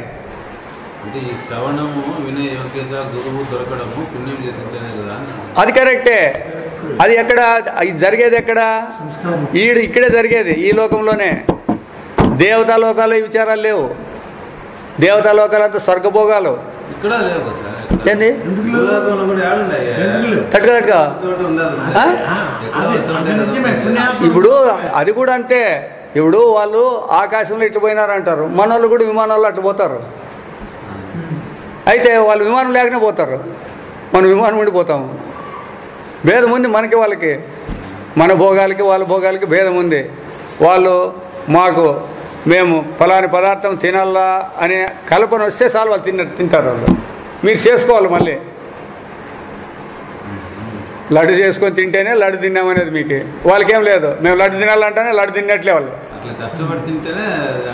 అందుకే దీన్ని నీకు నీ బ్రతకది. ఇంకా వాళ్ళు ఏమంటారు, ఇంకా నువ్వంటారు తట్టుకో, వాళ్ళు అట్లా కాదనేది. ఇంకా కోటంలో ఉండే కూలి వాళ్ళు అంటారు, వీళ్ళకేం తెలుసు మాడీలో ఉండే వాళ్ళకి మాయకట్ల కష్టం చేసి తింటే దాని రుచి తెలుస్తుంది అని వాళ్ళు అంటారు. మరి ఒప్పుకుంటారా మీరు? అందుకే ఏ లోకంలో ప్రాణులు ఆ లోకంలో అవే ఎక్కువ అంటాయట. ఇప్పుడు పశువులు ఉంటాయి కదా, ఆ పశులోకం అని దాని పేరు. మానవ లోకం ఎట్లో పశులోకం కూడా, క్రిముల లోకము, పక్షిలోకము, అన్ని లోకాలు అవే. దానిలో కూడా మేమే అధికం అనుకుంటాంట అవన్నీ. మనం ఏమనుకుంటాము? ఇప్పుడు దేవతలు ఏమంటారు? మానవులకు మనల్ని ఏం లెక్కేసుకుంటారు వాళ్ళు? వీళ్ళు పశువుల కింద లెక్కేసుకుంటారు మనల్ని. మాకంతా సేవ చేసేవాళ్ళు వీళ్ళంతా. ఇప్పుడు పూజలు చేస్తున్నారు కదా, మరి పూజలు చేస్తాడంటే మా కోసం సర్వీస్ చేసినట్లు వీళ్ళునే. మన ఇంట్లో జీతగాడు ఎట్లా చేస్తాడో అట్లా చేస్తాడు. అందుకోసం ఈ పూజలు చేసే వాళ్ళు తప్పించుకోకుండా చూసుకుంటుంటారు వాళ్ళు ఎంతసేపు ఉన్నా కూడా. కాబట్టి వాళ్ళు కోరికలు ఇచ్చుకుంటూ ఉండండి. ఈడే మన ఇంట్లో ఎట్లయితే పాలిచ్చే పశువుకి మేపు తిండి పెట్టుకుంటాం చూడండి, అట్లా దాన్ని మనం సాగుతాండి. అయితే వీళ్ళు కూడా జ్ఞానానికి పోరాడినప్పుడు వాళ్ళు మాట్లాడారంట, భోగాలకు పోరాడతారు చూడండి. ఇప్పుడు స్వర్గలోకం కావాలా అని స్వర్గలోకానికి ఎవడైతే పోరాడతాడో అప్పుడు ఇంద్రుడు మొదలైన వాళ్ళందరూ, మంద్రుడు నా లోకానికి రాకూడదు వీడు, మళ్ళీ ఇంద్రుడు కాకూడదని వాడిని ఆటంక పెడతాడు. ఇంకా ఎవడైనా భోగాలు కావాలని వస్తే అవి రాకూడదు, తప్పించే ప్రయత్నం చేస్తారు. సామాన్యమైన భోగాలు ఇస్తారు కానీ వాళ్ళ భోగాలు ఇచ్చేదానికి వాళ్ళు ఒప్పుకోరు, దానికి ఆటంకాలు పెడతారు వాళ్ళు. అయితే పరమాత్మను తెలుసుకుంటే వాళ్ళ చేత కూడా కదా అడ్డు పెట్టలేదు వాళ్ళు. మాకు నేరుగా జ్ఞానమే కావాలంటారు చూడండి. వాళ్ళని దేవేంద్రుడు కానీ ఎవడు, ఎందుకంటే వాళ్ళ స్వరం కూడా పరమాత్మే కాబట్టి ఆ విధంగా ఆటంకపరిచేకి వాళ్ళకి యోగ్యత లేదు. మిగతా భోగాలకు మాత్రం వాళ్ళు కూడా ఆటంకపరుస్తారు అనమాట. అందుకోసమే అన్ని లోకాలకి అన్ని లోకాలు అని. అందుకే లోకాలు అంటే మనమేది స్వర్గమర్త్య పాతాళ లోకాలే కాదు, ఇవి యా లోకానికి ఆ లోకమే సపరేట్ ఇది. అందువల్ల ఇక్కడ మాత్రమే మనకు వినేదానికి తెలుసుకునేదానికి ఆధారాలు ఎక్కువగా ఉన్నాయి. మిగతా లోకాల్లో ఎవరు అట్లా అడిగితే వస్తే రాక్షసులు అందరూ మీద పడితే దేవతలు అందరూ పోయి ఇస్తారు ఒకటే సాటికే. మనమేం అట్లా పోము, అందరూ కలిసి ఒకటే సాటికే పోము. ఎవరెవరి కష్టాలు ఎవరెవరి నష్టాలు ఎట్లుండే అట్లా చెప్పుకుంటూ ఉంటాం మనమంతా. ఇక్కడ అట్లా కాదు, వాళ్ళు దేవతలు కష్టం వచ్చింది అందరూ ఇంద్ర దగ్గరికి పోయి చెప్పుకోవాలా, లేదా బృహస్పతి దగ్గరికి పోయి చెప్పుకోవాలా, ఆగిపోయి విష్ణు దగ్గర లేదా బ్రహ్మదేవుని దగ్గర మొరపెట్టుకోవాల్సిందే. వీళ్ళంతా డైరెక్ట్గా నేను నా దేవునికి పూజించిపోయి తగ్గించుకుంటాను లేదు. మనకు అట్లా లేదు కదా, రకరకాల నానా రకాలు ఉండదు మనదంతా. అందువల్ల మనకే ఎక్కువ విలువ ఉంది అని. అన్ని జన్మలలో కంటే మానవ జన్మ అది ఎట్లుండాల, ధర్మ అర్థాచరణ ఉంది. ఆడ ధర్మార్థాచరణ లేదాడ. దేవతల్లో ఆచరణ చేసే లేదు, మనకు ధర్మాలు ఉన్నాయి. దేవతలకు ధర్మం లేదు అధర్మం లేదు, వాళ్ళు ఉన్న భోగాలు అనిపించేవాళ్ళు వాళ్ళకి. ఇక్కడ మనం ధర్మాలు అనుభవించి ధర్మం చేస్తే భోగాలు అనిపిస్తాము, అధర్మం చేస్తే కష్టాలు అనిపిస్తామని ఇక్కడ రెండు ఉన్నాయి మనకి ఇవన్నీ. అందువలన ఈ మానవ జాతిలో ఉండేది పుణ్యమే. నువ్వన్నీ అట్లా ఎక్కడ ఈ విధంగా తత్వాన్ని తెలుసుకోవాలనే జిజ్ఞాస పుట్టాలంటే మనలో ఉండే పాపం క్షయిస్తేనే తప్ప పుట్టదుని. మిగతా వాళ్ళు కూడా ఉండొచ్చు, మిగతా వాళ్ళు కూడా వేదాంతం వింటున్నారు, మిగతా వాళ్ళు కూడా వింటున్నారు. అయితే వాళ్ళందరూ కూడా ప్రవృత్తి మార్గంలో ఉండే వేదాంతాన్ని వినేకే ఎక్కువ ప్రవృత్తులు అవుతున్నారు.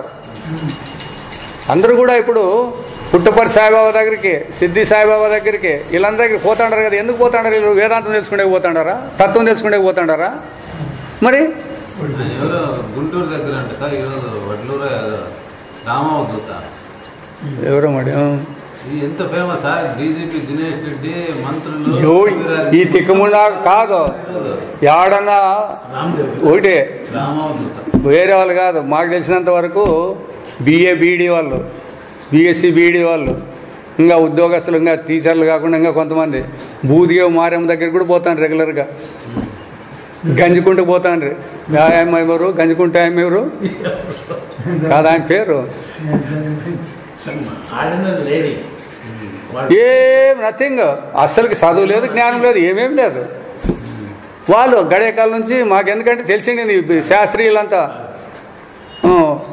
దాబ్నోళ్ళు మళ్ళీ ఆయన పూర్తి ఊరు చేసే పూజారి పైన బీఎస్సీ బీఈడి ఆయనకి సబ్ ఇన్స్పెక్టర్ పోస్ట్ వస్తే కూడా ఎగ్గొట్టిండు ఎన్సీసీలో బెస్ట్ క్యాడెట్ వచ్చి సర్కిల్ ఇన్స్పెక్టర్ లేదని ఇడిచిపెట్టి మనిషి అట్లా వాడు స్పెషల్ క్యారెక్టర్ ఢిల్లీకి అట్లా వాళ్ళకి ఈ పూర్తిగా మారేం దగ్గరికి పోతారంటే మనం ఏం నమ్మాలి ఇప్పుడు చెప్పు. అయితే ఎవరైతే ఈ స్వరూప జ్ఞానము ఆత్మజ్ఞానం కావాలనేది ఉంటుంది చూడండి, దానికి వచ్చేవాళ్ళు పుణ్యం చేసిన వాళ్ళు అని అర్థం అంతే. మిగతా వాళ్ళు పుణ్యానికి ప్రయత్నం చేస్తున్నారు, అంతవరకు ఒప్పుకోవాల్సిందే. వాళ్ళేం పాపానికి ప్రయత్నం చేయలేము, మిగతా వాళ్ళకంటే వాళ్ళు పుణ్యం చేసేదంటే ఒప్పుకోవచ్చు. అయితే భగవద్గీతలో చెప్పాడు సిద్ధిర్భవతి కర్మజ అని చెప్పినారనమాట. ఈ కర్మ యొక్క సిద్ధి ఒక మానవ లోకంలోనే సిద్ధిస్తుంది తప్ప వేరే ఏ లోకంలోనూ సిద్ధిస్తుంది. అదే తక్షణమే వస్తుంది అని, మిగతా తప్పుడు కాకుండా ఎక్కడ లోకాంతరాలు దేశాంతరాలు కాకుండా ఇప్పుడే దొరుకుతుంది అనే దానికోసం వాళ్ళు ఒక్కొక్క దేవతను ఎందుకు పూజిస్తున్నారు అంటే వాళ్ళకి ఆ విధంగా భావం ఉంది కాబట్టి అట్లా భజిస్తున్నాడు అని చెప్పి భగవంతుడు చెప్పేది. నేను కూడా వాళ్ళకి అటువంటి అనుగ్రహమే నేను కలిగజేస్తాను, నా ద్వారానే పోవాలి. అది కూడా మళ్ళీ ఏం వాళ్ళ దేవతలు ఇచ్చేయలేదు స్వతంత్రంగా, ఈ పరమాత్మ నుంచే వాళ్ళకు కూడా అనుగ్రహం ఇచ్చే యోగ్యత రావాల్సిందే కానీ వాళ్ళకేం స్వతంత్రం లేదు. అయితే అప్పుడు అందుకు చెప్తాడు అనమాట, వాళ్ళు అవిధిపూర్వకంగా అజ్ఞానపూర్వకంగా చేస్తాడారు. అదే తెలుసుకొని ఈ దేవతలకి వీళ్ళందరికీ కూడా భగవంతుడే పరమాత్మే అధికారి, ఆయన ఇచ్చేవాడు అని చెప్పి అక్కడ చేసేది ఇక్కడ చేసేస్తే నేరుగా వాళ్ళు నన్ను ఆశ్రయిస్తారు కదా. దేవతలు మనకంటే పెద్ద వాళ్ళ ఎక్కువ, ఇంతే పెద్దలు ఎక్కువ అంటే కాదు, మనం అజ్ఞానంలో ఉన్నాం కాబట్టి మనము ఎన్నో కష్టాలు. ఇప్పుడు అదే అంత వద్దు, సావకాలకి బీదోళ్ళకి తినే దాంట్లో అన్నము లేదా వాళ్ళు రొట్టె ఏదో తింటుంటారు అనుకోండి, తినేదేమో ఇంతే. కాకపోతే నువ్వు కారులో తిరగచ్చు, లేకపోతే బంగ్లాలో పండుకోవచ్చు, ఇట్లా పండుకోవచ్చు. అది మీరు కూడా ఏమి కరెంట్ ఉంటే బంగ్లాలో పండుకుంటారు, కరెంట్ లేకపోతే మీరు ఆడ పండుకోవాలా, వాళ్ళు కరెంట్ లేకుండా బయట పండుకుంటారు బీదల్లో. అజ్ఞానం వల్లనే మనం జన్మ నీచమైన జన్మ అనుకుంటున్నాం అంతే తప్ప ఎవరు నీచం లేదు ఉచితం లేదు, ఉచ్చం లేదు చెప్పు. అది కూడా ఏమి ఆ విధంగా నీ స్వరూపాన్ని తెలుసుకోకపోతే యాడున్నా కూడా నీచమే, అజ్ఞానమే. అదొక్కటే పాయింట్ దాంట్లో, అన్ని అజ్ఞానమే. వాళ్ళు ఆ దేవతలు కూడా అంటారు కదా, వాళ్ళు అజ్ఞానులే అంటారు. ఏం ములాదేం పెడతాడు ఆడ, ఎవరికేం దానికేం ములాదేం పెట్టకలేదు. ఎవడైతే స్వరూపాన్ని విడిచి బాహ్య విషయాలైన ఆసక్తి ఉంటారో వాళ్ళందరూ అజ్ఞానులే అంటాడు. ఒకటే మాటే, ఇంకేం వీళ్ళే కాదు. చేస్తుండేదంతా ఈ ప్రకృతి చేస్తూ ఉంది, ప్రకృతి అయితే అది అజ్ఞానము. నెత్తి మీద వేసుకుంటున్నాం, నేను చేస్తున్నాను అంటున్నాం. ప్రకృతి ఎందు తాదాత్మ్యం చెంది అనే ప్రకృతియే తానని, ప్రకృతి ఎందే తాదాత్మ్యం చెంది నేనే కర్త నేనే భోక్త అని తనలాడుతున్నాడు వీడు. అయితే అది గుణముల ప్రభావం అనే తెల్లే. ఆ గుణాలు ఆయా కార్యాలు ఆయా వ్యవహారాలు చేస్తాయి అని తెలుసుకునే వాళ్ళు మహాత్ములు అవుతారు. మనకు సంబంధం లేదు, అది గుణాల ప్రభావం అది అంతే. ఈ దేహాదులు ఇవన్నీ కూడా దాన ధర్మాలు కాబట్టి వాళ్ళు దాంట్లో మనం దాన్ని చూసే సాక్షి స్వరూపులు కాబట్టి అని వాళ్ళు బయటపడినారు మహాత్ములైనటువంటి వాళ్ళు, అంతే. మిగతా ఏం పెద్ద భేదం లేదు ఇక్కడ. అందుకే ఏవేవో చేసుకుంటూ పోతే ఏం కాదు, విచారం బాగా చేసుకుంటామప్ప అంటే ఖచ్చితంగా తెలిసిపోతుంది మనకి. ఈ విచారానికి వచ్చేది చాలా కష్టం. మెయిన్ పాయింట్ ఏమప్ప అంటే విచారానికి వచ్చేదే చాలా. మిగతా యాటికైనా తీర్థయాత్రకు పోమంటే పోతారు, దుడ్లు ఇచ్చి పోమంటే పోతారు. మూడు అవస్థలు అని చెప్పి ఊరికి పట్టుకున్నాను కానీ ఆ అవస్థల్లో ఏం జరుగుతుంది, ఆ అవస్థలకు నేను సాక్షి అనేది తెలుస్తుంది అంతే. ఆ అవస్థలకు సాక్షి అని తెలిసినాక నేను అవస్థల్లో ఉండేవాడు కాదు, అయిపోయింది, బస్ బయటపడిపోతాడు. కాబట్టి ఇంతవరకు వాసనాఫలముచే బాహ్య పదార్థములు జనించి కనిపించున్నని అంగీకరించి వాదించింది. కానీ యథార్థమేమి జాగ్రత్తన ఏదేని వాసన సంస్కారం వలన బయట ఒక పదార్థం జనించినట్లును మనం చూడలేదు. మీకు వాసనతో నుంచి ఏమైనా లడ్డు పుట్టింది, ఆడ పని చేసింటే పుట్టింది. మన మనస్సును ఎంతటి దృఢమైన వాసన ఉన్నాను అది ఒక గడ్డిపోచను కూడా సృజింపజాలదు. అనుభవం ఈ రీతి ఉన్నాను. స్వప్నమున గోచరముకు సకల విశ్వము జాగ్రత్త వాసనాజన్యం అని చెప్పుట గొడ్రాలు 100 కొలది పుత్రులను ప్రసవించిన వాక్యంతో సమానమే కదా. అందుకే చెప్తా కదా, ఎట్లు పడతాయంటే ఏటి ఇడిస్తే పోయి గోడకు తగలాల్సిందే, మళ్ళీ మధ్యలో నిలబడతాం అనేది లేదనమాట. అందుకే అనుభవం అనేది ఎంత బిర్రుగా ఉంటుందంటే ఎటువంటి వారినైనా కూడా తొక్కేస్తుందన్నమాట. నేను ఇట్లా వాడు అంటే రా నువ్వు కూడా రా, ఏం పర్వాలేదు. అనుభవం దగ్గర కూర్చున్నప్పుడు ఒప్పుకుంటువా సరే, లేదంటే దిగజారిపోవడమే. ఇప్పుడు జాగ్రత్త స్వప్నములు సత్యములు లేక ఆ రెండును మిథ్యలు అనగా రెండు సర్వసమానములు. ఇది తీర్పు. ఇక్కడ జాగ్రత్త దశయందు నిజమైన వస్తువులను ఉపయోగించుకొని నిజమైన ప్రయోజనం పొందేదము. స్వప్నమును అంతయు ప్రతీతి మాత్రమై ఉండును అన్నప్పుడు ఈడే కనుకోవాలి నీవు, ఇంకెక్కడిసే ఎంతసేపు పోయే పని లేదు. ఎందుకు అంటే జాగ్రత్తలో ఇవన్నీ పొందుతాడావు అంటావు, స్వప్నానికి నువ్వు పోయినావా అనేది ఒక ప్రశ్న వేయండి చాలు, అంతే. ఇంక మిగతాది ఎక్కువ ఏమొద్దు, మనం ఎంతసేపు ఉన్నప్పుడు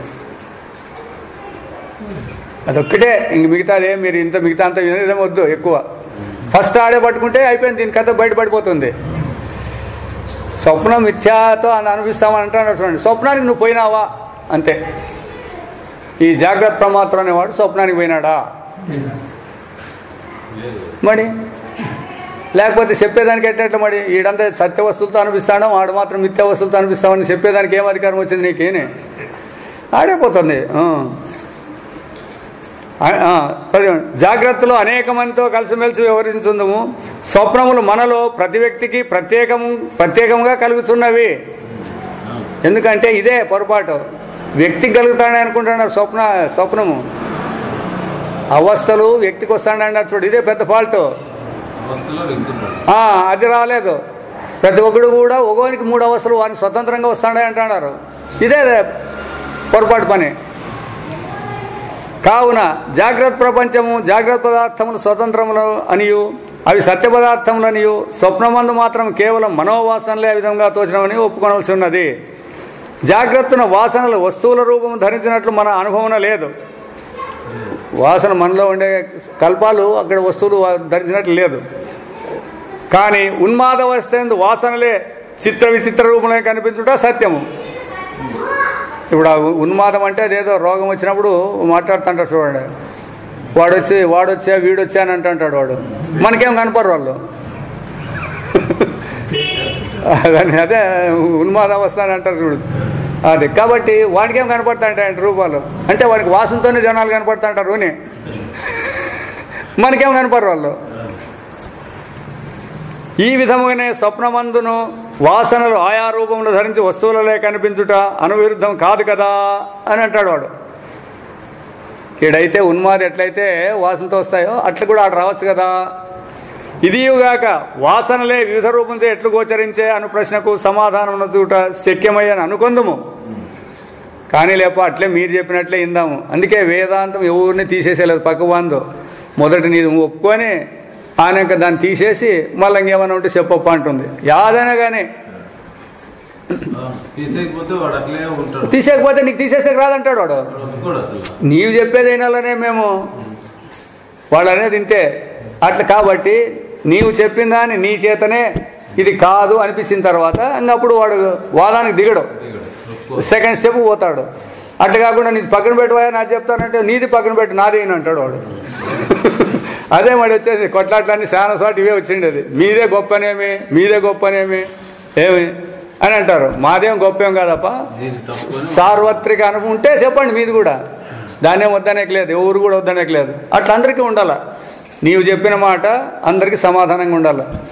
కన్నే రూపాన్ని చూస్తుంది అన్నప్పుడు ఏ వాదైనా కూడా ఊహు అంటాడా? వాడు ఎవడన్నా కానిలే, ఎవడు వైశేషికులు కావచ్చు, మీమాంసకులు కావచ్చు, నైయాయికులు కావచ్చు, వేదాంతులు కావచ్చు, కన్నే రూపాన్ని చూస్తుంది అన్నప్పుడు ఎవడన్నా ఎదురు తిరుగుతాడా? అట్లుండాలి ఏదన్నా మాట్లాడితే. అది సార్వత్రికము అని వేదాంతులు చెప్పేదన్నమాట. ఎందుకంటే వీళ్ళు అడుగుతారు ఒక మాట, మీరేం మాది ఒప్పుకోలేదు కాబట్టి మీది మాత్రం మేము ఒప్పుకున్నామని ఎవరు చెప్పినారు?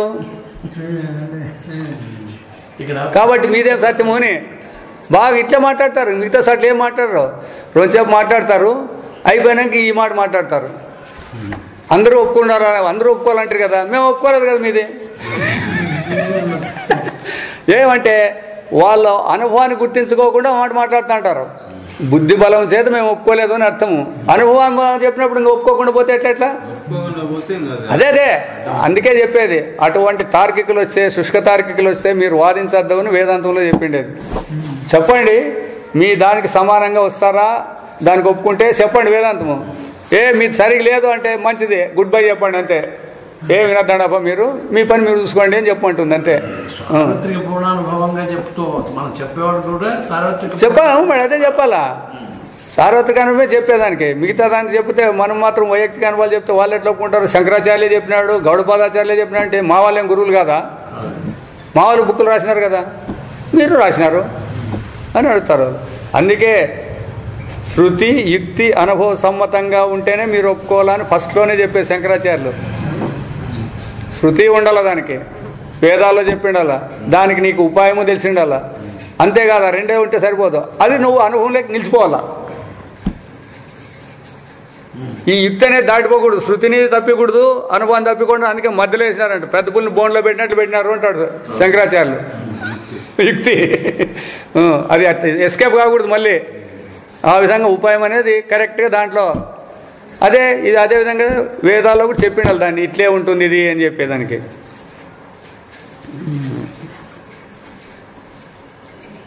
కాబట్టి అప్పటికి స్వప్నంలో అవి నిర్మితములగుటను, స్వప్నంలో అవి మేల్కొన్న వెంటనే ఆ తోపికలన్నీ అదృశ్యమంగా ఉంటాయి, మన అనుభవం కలదు. కావున స్వప్న దృశ్యములు అన్నీ అప్పటికి వాసనలచే ఉత్పన్నములగనుంట అనుభవ సమ్మతమని ఏల భావింపరాదని సంశయం ఉత్పన్నమవుటకు అవకాశం కలదు. ఎట్లయితే ఆ పిచ్చోనికి వాసనలే పుట్టినట్ల మనకు కూడా స్వప్నంలోనే పుట్టినాయి, మళ్ళీ వానికి ఉన్మాదం పోతానే వానికి ఎట్లయితే అవి లేకుండా పోతాయో మనకు కూడా మేల్కుంటానే ఇవన్నీ పోతాయి కదా. అట్లెందుకు మీరు ఒప్పుకోకూడదు అంటే, కానీ ఈ సంశయం నిరాధారము. ఎందుకన జాగ్రత్తన మనము నిజమైన వస్తువులను ఉపయోగించమన్నాడు యుక్తి. అది అదే నిన్న ఆయన అడుగుతా అన్నాడు, అన్నీ ఒప్పుకుంటాను కదా, ద్రవ్యం లేదంటే చాలా కష్టం సార్ అంటాడు. అది నాకు సిక్కోకుండా ఉంది అంటాడు. ద్రవ్యం సిద్ధమైతే ద్వైతం సిద్ధమైనట్ల, సృష్టి సిద్ధమైనట్లే ద్రవ్యం ఉందంటే. ఇప్పుడు పరమాత్మ ఉన్నాడు, ద్రవ్యం ఉందంటే ఏమర్థమా? ద్రవ్యం అంటే ఏదైనా ఒక వస్తువు, ఇది పదార్థము. ద్రవ్యము అంటే శక్తి కాదు కాదు కాదు, పదార్థం పదార్థం పదార్థం పదార్థం అది వాళ్ళు చెప్పేది. అది ద్రవ్యము అంటే మనం కూడా అంతే. ఏపా ఫలానా ద్రవ్యాలు తీసుకురాపోండి, దీనికి కావాల్సిన ద్రవ్యాలను తీసుకురామంటాం కదా, వస్తువులోనే. వేదాంతంలో కూడా అదే అంతఃకరణము ద్రవ్యము అంటాడు అనమాట. నీవు అంతఃకరణం ద్రవ్యము కాదు, వాళ్ళు చెప్తాడు. మిగతా వాళ్ళంతా ద్రవ్యము, గుణము, కర్మ, జాతి, క్రియ, ఇవన్నీ 7 లక్షణాలు ఒప్పుకునే వాళ్ళు వేదాంతం చెప్పేది. వీళ్ళు వేదాంతం ఏమంటాడంటే, మొదట ద్రవ్యాన్ని సిద్ధం చేసి ఆనేక నువ్వు గుణం చెప్పు. గుణాలు ఎప్పుడు ఉంటాయి? ఒక వస్తువు ఉన్నాం కదా, దాని కదా గుణాలు వచ్చేది. తర్వాత దాని యొక్క పని కదా జరిగేది, దాని యొక్క క్రియ ఫలం కదా మళ్ళీ వచ్చేది మీకు. మొదటి ద్రవ్యాన్ని సిద్ధం చేయండి, నిమ్మకాయని సిద్ధం చేయండి అంటాడు. అంతే. ఇప్పుడు మీకు నిమ్మకాయ కానొస్తుంది కదా, ఇది నిమ్మకాయ అని మీరు ఎట్ట సిద్ధాంతం చేస్తారు చెప్పండి మొదట. చెప్పాను, ఎవరినైనా చెప్పాను, చెప్పాను వాళ్ళు చెప్తే మేము అడుగుతాము. వ్యవహారంలో అందరూ అంటాము. గుణాలు ఎట్లున్నాయి? రూపం కన్ను చెప్తుంది, కన్ను చెప్తుంది అంతే, కన్ను ఒకటి. తర్వాత వాసన కన్ను చూసిందే, మరి నిమ్మకాయ అంటాడు ఎగ్దాంనా, కంటికి నిమ్మకాయ కనపడింది అంటారు కదా. ఆ 5 గుణాలు తట్టుకో, ఎట్లా కలుస్తాయి? కలిసేది ఎట్లవి? ఏ విధంగా కలుస్తాయి? దానికి ఒక ఆకారం లేనివి ఎట్లా కలుస్తాయి అని. అందుకే ఇప్పుడు దీనికి ఇంత కష్టపడే పని లేదు. మనం దీన్ని ఇట్లా విచారం చేస్తే కుదరదు మనకి. స్వప్నంలో ఏ పదార్థాలు లేకుండా ఎట్లా పుట్టిందో అట్లే అనుకుంటే సులభం. ఇది స్వప్నంలో ఇంత ఆలోచన చేసే పని లేదు, నీకు నేరుగా కానొస్తుంది కదా ఒక వస్తువు. మరి ఎట్లా ఉత్పత్తి అయింది అనుకుంటారు మీరు? అది లేదా నేను కూడా పుట్టినానని నువ్వు అనుకుంటావు కదా. ఆడ ఏ తల్లికి పుట్టినావు, ఎట్లా పుట్టినావని మీరు అనుకుంటారు ఏకదమ్నా. అందుకే ద్రవ్యం అనేదే లేదు, ఇది కేవలం కల్పనే. అందుకే అజాతివాదం అంటే సృష్టి అనేదే లేదు, ఉండేదేమి పరమాత్మే అనేదే మనకు ప్రూవ్ కావాల్సి ఉండేది. నువ్వు పొరపాటున ఒకటిని ఒప్పుకుంటామంటే నువ్వు సిక్కిపోతావు, మనం మళ్ళీ మాట్లాడలేదు. అందుకే వేదాంతులు మిగతా వేదాంతులందరూ ఆడే చిక్కిండేది. జాగ్రత్తలో ఉందని ఒప్పుకోలేదు. జాగ్రత్త అనేదే సత్యం కాదు, జాగ్రత్తలో ఉందని ఒప్పుకో, అది జాగ్రత్త సత్యం అవుతుంది అంతేగాని పారమార్థిక సత్యం ఎట్లయితుంది? ఇప్పుడు జాగ్రత్తలో ఉందని ఒప్పుకోమంటావు, స్వప్నంలో కూడా స్వప్న వస్తువులు ఉన్నాయని ఒప్పుకుంటాం కదా, నువ్వు లేదని లేదే. మరి అంత మాత్రం చేదా పరమార్థమా అంటే? ఇప్పుడు జాగ్రత్త వస్తువులు జాగ్రత్తకు సత్యమే, స్వప్న వస్తువులు స్వప్నకు సత్యమే. అయితే ఈ రెండు సత్యం అంటారా మీరు? అనరు కదా. ఎందుకనరు మరి? స్వప్నం అబద్ధం అని చెప్తున్నారు కాబట్టి ఇది కూడా అబద్ధమే. అదే ఇప్పుడు ఆ విధంగా చెప్పేదానికే చెప్తాండి. అది రెండు సత్యం అంటారా అనండి, రెండు మిథ్యలు అంటారా అనండి, సమానమే. అంటే కేవలం దర్శనావృత్తి అవస్థయే కానీ దీంట్లో హెచ్చు తక్కువ లేవు. అదర్శనావృత్తి అవస్థ నిద్ర, ఈ స్వప్న జాగ్రత్తలు రెండు కూడా దర్శనావృత్తి అవస్థ అనాలి అంతే మనం. అయితే మనం మూడు పెట్టుకొని వాదిస్తాం కాబట్టి వాళ్ళు అట్లే చెప్పుకుంటూ వచ్చినారు. లాస్ట్కి వచ్చేది వీటికే వచ్చేది. నీవు స్వప్నం చూసినప్పుడు దర్శనమే ఉంది, జాగ్రత్త చూసినప్పుడు కూడా దర్శనమే ఉంది. అందులోనూ సత్యత్వం ఉంది, ఇందులోనూ సత్యత్వం ఉంది. దాన్ని దీంట్లో చూసినప్పుడు లేదు, దీన్ని దాంట్లో చూసినప్పుడు లేదు అన్నప్పుడు అప్పుడు రెండు ఈక్వలే కదా. ఒక దాంట్లో ఇంకోటి చూసినప్పుడు దీనికి విలువ లేదు. మీరు మరి ఏం చేస్తారు? ఇప్పుడు జాగ్రత్తలో దాని విలువను చూసి నికృష్టము మిథ్య అని అంటున్నారు. అదేవిధంగా స్వప్న దృష్టిలో ఉన్నప్పుడు మీ జాగ్రత్తలో ఉండిందంతా మిథ్య కదా. ఆనం ఏమన్నా ఉందా? దానికి నేను ఒక ఉదాహరణ చెప్పి కదా, బాగా తిని పండుకున్నానికి కూడా స్వప్నంలో ఆకలి అవుతుంది. అప్పుడు మీ జాగ్రత్త తినింది సత్యమైతే ఎందుకు కానీ ఆకలి కావాలా? మరి ఆ జీవుడు వేరే జీవుడు. మరి నేనని ఇద్దరు రెండు నాకేనంటే పోయిన అట్లే చెప్తాంలే, నీ మాట ఎప్పుడు చేస్తాంలే, నాకే రెండు అనుభవమైనట్టు కదా. మరి అదెట్టు పొందుతుంది ఇప్పుడు? అదే అందుకే ఎటు తిరిగి, అందుకే ఈ తప్పు తెలివి మన దగ్గర ఉంది. దీన్ని పోగొట్టేదే శాస్త్రం యొక్క లక్షణం అంతే. ఇవన్నీ ఉన్నాయని ఆర్గ్యూ చేసేది కానీ లేదని ఆర్గ్యూ చేసేది కూడా దానికి కూడా సంబంధం లేదు.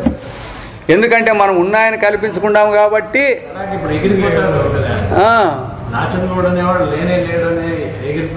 అది ఎగిరిపోయేదే కావాలి ఇప్పుడు అంతే. అనుభవమే, అనుభవస్వరూపమే. దాంట్లో ఇవన్నీ ఏమి లేవు కల్పనలు. ఇప్పుడు రాజన్ గౌడ్ ఉన్నట్ల ఇంద్రావతిని తూరుకొని రావాల్సిన పని లేదు ఇంకక్కడ. అంతా పరమాత్మ ఉన్నప్పుడు ఇంక వచ్చేది పోయేది లేదు. అది కూటస్థ నిత్యం అనేది దాన్ని అనేది వచ్చేది లేదా పోయేది లేదు, అది ఎక్కడ కూడా లేదన్నమాట. అట్లా ఉన్నాయి కాబట్టి అవి ప్రమాణ సిద్ధములగడం వల్ల మెలకువలో మనం సత్య పదార్థములను ఉపయోగించున్నామని మన యుక్తి సమీచీనం కాదు.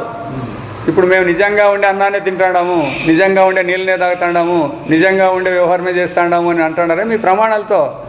ఇది సమీచీనం కాదంటుంది. ముందు ఎందులకైనా కలయందును మనం ఇంద్రియములచే వస్తువులను చూస్తున్నట్టు తోచును, అప్పటికి అవి సత్య పదార్థములే భాషలుచుండనని. అటు కంటి తోడుకోకుండా తింటారా? నోరు లేకుండా తింటారా? చేతితో తీసుకోకుండా తింటామా? మరి ఇవన్నీ ఇక్కడ ఎట్లుంటాయి అట్లే ఉంటాయి కదా, వివరించున్నాము. ఇక మెలకువలో మనం ఉపయోగించున్న వస్తువులు సఫల ప్రవృత్తి జనకములగుట వలన, ఇప్పుడు మనము చదువుకున్నాము, ఉద్యోగం చేస్తున్నాము, జీతం వస్తుంది, ఇది సఫలం. సత్యమైన పదార్థములను భావించుట యుక్తియుక్తం కాదు. ఎందుకనా మెలకువలో మనం ఒక తటాకమును మునిగినచో మన వస్త్రములు తడిసిపోవునట్లు స్వప్నమందును సంభవించవచ్చును కదా. స్వప్నంలో నీళ్ళలో మునిగితే తీర్థయాత్రకు పోయినాడు, స్వప్నంలో అయినా పోయి నీళ్ళలో మునిగినాడు, బట్టలు తడుస్తాయి లేదా? మరి ఇంకా జాగ్రత్తలోనే బట్టలు తడిసినాయి, స్వప్నంలో తడసలేదనే దానికి ఏమాతారు నీకు?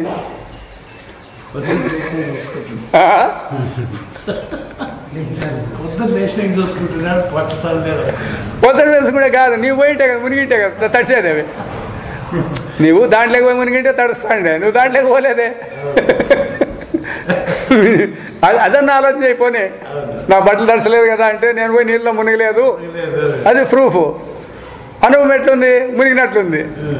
కాబట్టి అనుభవం విలువిస్తావా లేకపోతే నీకు విలువించుకుంటావా అని. ఇక్కడ అనుభవానికే విలువించుకుంటూ రావాలా అని. అనుభవమే ప్రధానం కానీ మీ భావనలు ప్రధానం కాదు. మెలకువలో మనం భుజినప్పుడు తృప్తి యొక్క విధమున స్వప్నమందు భుజినప్పుడు తృప్తి కలుగును. జాగ్రత్త వస్తువులందు మనకు రాగద్వేషములు, ప్రవృత్తి నివృత్తులు, హర్షశోకబాధలు కలిగినట్ల ఈడు కూడా మనకి ఇష్టమైన సంపాదించుకుంటాం, ఇష్టమైన విడిచిపెడతాం. కొన్ని దాని వల్ల మనకు కష్టాలు కలుగుతాయి, దుఃఖాలు కలుగుతాయి. కాబట్టి ఇవి అవసరం లేదు మాకు, ఇవి కావాలని అన్నట్లు ఆడు కూడా అంటారా లేదా? స్వప్నబంధనం కలుగుతుండును. కొన్ని వేళల స్వప్నబంధనం క్రియాపల సంబంధం నీతంగా కలుగున్నట్లు తోపవచ్చును. కానీ మేల్కొన్న పిదపనే ఆ విధంగా నిశ్చయించడమే కానీ స్వప్న సమయం ఆ నియమం అతిక్రమంటే తోపదు. ఇప్పుడు బయటకు వచ్చినాక చెప్తూ కదా, ఆ గో గర్భం ధరించేది సులభంగా చెప్తా అంటారు అనమాట. అది అక్కడేమో నీకు గో గర్భాన్ని ధరించింది, మళ్ళా దూడని ఈనింది అని అయిపోయింది, మెలకు వచ్చింది. బయట వచ్చి చెప్తాడు, చూడబ్బా నాకు 5 నిమిషాల్లో స్వప్నం వస్తే ఆడ గో గర్భాన్ని ధరించి మళ్ళా వెంటనే ఎట్లింతుంది, జాగ్రత్తలో 9 నెలలు పట్టాలి కదా దానికి అని మీకు ఎప్పుడు వస్తుంది. కాబట్టి ఆ నియమిత కాలము లేదు దానికి అని చెప్పేది మీరు ఈడో చెప్పాల్సిందే కానీ ఆడేమన్నా చెప్తారా? 9 నెలలు కాకపోతే ఏమన్నా ఉంది, మనకు కావాల్సిందేమి 9 నెలలని. కాబట్టి అందుకే చెప్తాను లేదా, స్వప్న కాలానికి దీనికి టైమ్స్ క్యాలిక్యులేట్ చేసేకి లేదంటుంది. అది స్వప్నంలో 100 ఏళ్ళు జరిగిండే కథ 15 నిమిషాల్లోనే ముగిసిపోవచ్చు మీ జాగ్రత్త దృష్టికి. అయితే ఈ జాగ్రత్త దృష్టి వ్యవహారం అంతా కూడా 15 నిమిషాల్లో మునిగిందంటే ఇప్పుడు ఇది తక్కువ, ఇది ఎక్కువ, అది ఎక్కువ. ఇప్పుడు మీకు 100 ఏళ్ళు పడుతుంది ఈ వ్యవస్థ అంతా చేసేలకే. స్వప్నంలో ఆ 100 ఏళ్ళంతా కూడా 15 నిమిషాల్లో జరిగింది. అప్పుడు దీని కాలం ఎక్కువ, దాని కాలం ఎక్కువ అని మరి అది చెప్పు. అందుకే స్వప్నాన్ని తీసుకునేది వేదాంతలు. జాగ్రత్తను తీసుకోరు, అది తెలిసిన లేదా మీకు? జాగ్రత్తను తీసుకోరు వాళ్ళు, స్వప్నము నిద్రనే తీసేది. అయితే ఈ స్వప్నంలో మళ్ళీ జాగ్రత్త స్వప్నం అని మనం పెట్టుకునే దాన్ని బట్టి ఇట్లా 3 చెప్తాడారు. దాంట్లో చెప్పలేదు వేదాంతంలో స్వప్నాన్ని తీసుకుంటేది. ఎందుకంటే స్వప్నంలోనే జాగ్రత్తను చేసేసేది అనమాట. జాగ్రత్తలో స్వప్నం చేయరు. కాబట్టి జాగ్రత్తను దాంట్లో చూడవచ్చు కానీ స్వప్నంలో దీంట్లోకి చేసేకి రాదు దాన్ని. స్వప్నంలో ఈ వ్యవహారానికి సాక్షి స్వరూపానికే ఎక్కువ అదే విలువ ఎక్కువ, అన్నిటికీ 3టికి అదే. నీకు ఈ జాగ్రత్తలో సాక్ష్యానుభవాన్ని గుర్తించక రాలే. స్వప్నానుభవాన్ని కానీ నిద్రానుభవాన్ని చెప్తే ఎట్లా తీసుకుంటారు అంటే సాక్షి అనుభవం అని అంటున్నారు. కాబట్టి ఆ అనుభవమే ఇక్కడ కూడా పనిచేస్తుందే కానీ మీరు అనుకున్నట్ల ప్రమాతృ దృష్టి కాదు అనేది మనకు బోధపడుతుంది.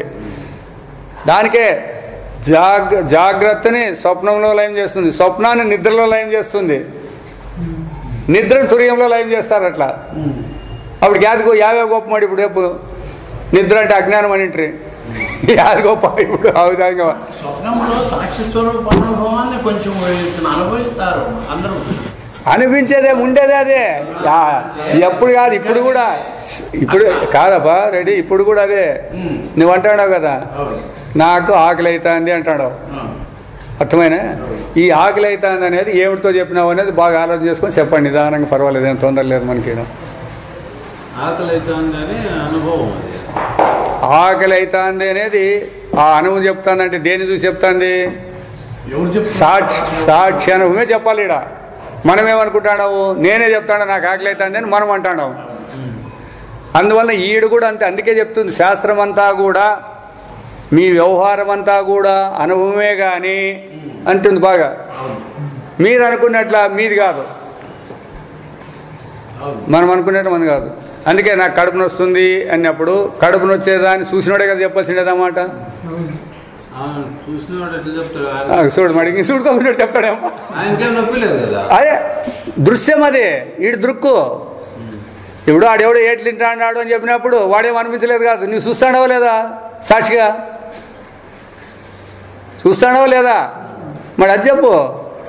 వాడు ఎట్లు ఆడు తిన్నాడు అంటే వాడు కాదు ఎట్లు తినాల్సిండేది వాడు. అందుకే నువ్వు ఎట్లు తినేవాడు కాదు అని చెప్పేది ఇక్కడ రావాల్సిండేది. నీకు ఆకలి తప్పు లేని స్వరూపం నీదని చెప్పాకే ఇక్కడికి వచ్చిండేది. నీవంటాడావు నీవు అట్లా. ఎందుకంటే విచారం లేనందువల్ల నాకు ఆకలి అవుతుంది అంటావు. కట్టుకో, నీకు ఆకలి అవుతుంది అనేది కూడా ఒప్పుకుందాము. నీకే ఆకలి నీ కడుపుకే.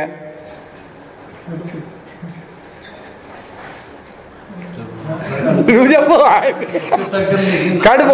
కడుపుకే అంటే అనుకో, కడుపు ఎవరిది? నాది.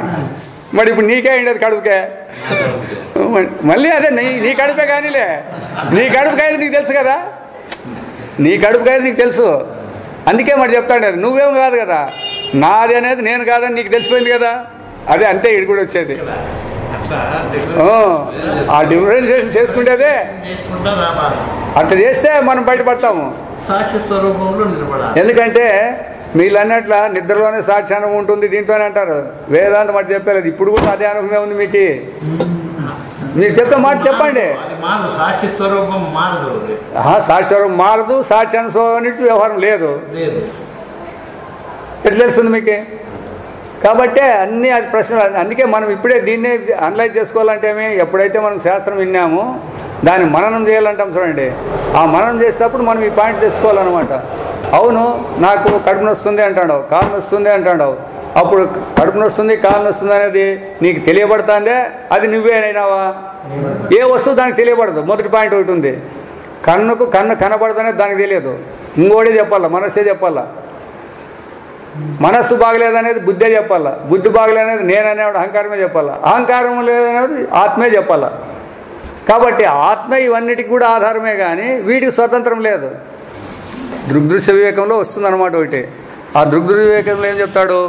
విషయాలన్నీ కూడా దృశ్యము, ఇంద్రియాలన్నీ దృక్కు, పోనీ ఆటికి నిలబెట్టేయలేదు దృక్కని. మళ్ళీ మనస్సు అనేది దృక్కు, ఇంద్రియాలు అనేది దృశ్యము, మళ్ళీ మనస్సు దృశ్యము, బుద్ధి దృక్కు. మనస్సు దృశ్యము, బుద్ధి దృక్కు. బుద్ధే దృక్కు కాదు, నేననేవాడు అహంకారం అనేవాడే దృక్కు, బుద్ధి దృశ్యం అయిపోతుంది. ఈ నేననేవాడన్న లాస్ట్కి చివరికంటే వీటి వరకు అందరూ వచ్చినారు నువ్వు అన్నట్ల. మిగతా వేదాంతులంతా నేనే అడిగినారు. వేదాంతం మళ్ళీ పైకి పోయింది ఒక మెట్టు. ఈ నేననే వానికి కూడా నేననేది స్వతంత్రంగా తెలియదు, వానికి అనుభవం ద్వారానే నేనుండానలా అని చెప్పింది. నేనుండాననే దానికి అనుభవం ఏమి నీకు ప్రశ్న వేస్తుంది. నీవు దృశ్యమైపోతావు. కాబట్టి దృశ్యమైపోయినప్పుడు ఆ దృక్ ఎవడు ఉన్నాడో అది మన స్వరూపం అనుకోవాలి, కానీ ఈ దృశ్యాలు మనం కాదు. ఎందుకంటే ఒకటి దృక్ అయింది అట్లే నిలబడదు. మళ్ళీ చివరికి దృక్ ఎవరప్ప అంటే పరమాత్మే దృక్ అనాలి, కానీ ఇంకేదాన్ని దృక్ అనేక లేదు. అయితే వ్యవహారంలో ఉన్నప్పుడు దృగ్దృశ్య వివేకం అనేది ఇది ఉండే ఉంటుంది. ఇట్లా అయినప్పటికీ అర్థమేమి? దృశ్యం అనేది ఎప్పటికీ దృక్కు కాదు, దృక్ అనేది ఎప్పటికీ దృశ్యం కాదు అనేది తీర్మానం అనమాట. అట్లా సర్వదృక్ సర్వసాక్షి అంటారు దీన్ని. ఇతడే దృక్ స్వరూపుడు, సర్వానికి సాక్షి ఇతడే అనేది మనకు బయట వస్తుంది అనమాట. కాబట్టి స్వప్న సమయం ఆ నియమం అతిక్రమం తోపదు. ఇక మెలకువలో మనం అనేక మంది జనులచే వ్యవహరించుట వలన ఇచ్చటి వస్తువులను నిజమైన భావించుటకు అవకాశం లేదు. వీళ్ళందరూ నిజంగా ఉండాలనే దానికి కూడా అవకాశం లేదు. ఏలైనా స్వప్నమందను అనేక జనులతో కూడి వ్యవహరించున్నట్లు మన అనుమానం కలదు. స్వప్నం నుంచి మేలుకుంటానే వాళ్ళు ఉంటారా లేదా అంటే మీరేమంటారు వెంటనే? ఎలా ఎందుకు లేరు? నువ్వు నీకు మెలకు వస్తే మాత్రం వాళ్ళు ఎందుకు ఉండకూడదు? ఇప్పుడు మనకు మెలకు పోతే వీళ్ళందరూ ఉంటారంట అంటారు కదా. మీరు మనం మెలకు పోతే మిగతా వాళ్ళందరూ ఉంటారంట అంటారు కదా. ఆడు కూడా మీకు స్వప్నం పోతే మిగతా వాళ్ళు ఎందుకు ఉండకూడదు అని చూడండి ఎన్ని సమస్యలు వస్తాయి ఇట్లా. కాబట్టి స్వప్నము మనకు వస్తువులు కానీ తత్ఫలములు కానీ మనతో జనులు కానీ మేల్కొన్న పిదప నిజంగా ఉండరు కదా అని శంకించుటకు అవకాశం లేదు. ఎందులకైనా మెలకువలో మనకు కనబడే వస్తువులు కానీ తత్ఫలితములు కానీ మనతో వెనిచిన జనులు కానీ స్వప్నమందు లేనే లేరు. ఉండింటే ఆడికి రావాల్సింది కదా, వీళ్ళు లేనే లేరు. కావున జాగ్రత్త దృష్టికి స్వప్న దృశ్యములు మిథ్యా పదార్థములను భావించు రీతి స్వప్న దృష్టిచే జాగ్రత్త దృశ్యములు మిథ్యాపదార్థం భావించున్నామే కానీ అవి తమకు తాము అసత్య పదార్థాలు కావు. స్వప్నం అసత్యం అనేకి లేదు, జాగ్రత్త అసత్యం అనేకి లేదు. మరి ఎట్లా? ఈ దృష్టి చేత దాన్ని అసత్యం అంటాము, ఆ దృష్టి చేత దీన్ని. జాగ్రత్త దృష్టి స్వప్నం అసత్యం అంటాడు, స్వప్న దృష్టి చేత జాగ్రత్త అసత్యం అంటాడు. కానీ ఆ అవస్థలో ఉన్నప్పుడు అవి సత్యమా మిథ్యనా? సత్య పదార్థాలు. అట్లా కావున చాందోగ్యములో పరమార్థము ఎరుగువారలకు అది ఆ రెండవస్థలు తాము తోచు సమయమున స్వరూపత సత్యములే. ఎందుకు? ఆ సాక్ష్యాన్ని చూసినప్పుడు అది ఉంది, ఈ ఆ సాక్ష్యాన్ని చూసినప్పుడు ఇది కూడా ఉంది. తెలుసుకొనిన పిదప స్వరూపాన్ని తెలుసుకున్న పిదప సన్మాత్ర దృష్టికి రెండు అసత్యములే. ఆత్మస్వరూపంలో నిలబడినవానికి రెండు కూడా లేవు, తానే ఉండేది. ఈ విషయమున ఆ రెండింటికి ఎట్టి తారతమ్యము లేదు. దానికి స్వప్నానికి కానీ జాగ్రత్తకి కానీ భేదం ఉంది అని. అందుకే భేదం ఉంది అని బుద్ధి చెప్పమంటే ఎట్లా భేదం ఉంది అని చెప్పితే చెప్పిన దానివల్ల కొట్టేస్తుంది ఇది. కాబట్టి బుద్ధికి విభాగం అనేది తెలియదు, భేదం అనేది తెలియదు, కర్మ అనేది తెలియదు, క్రియ అనేది తెలియదు. అయినా ఆ ఉండాయని పట్టుబట్టి అది వ్యవహారం చేస్తుంది అంటాడు.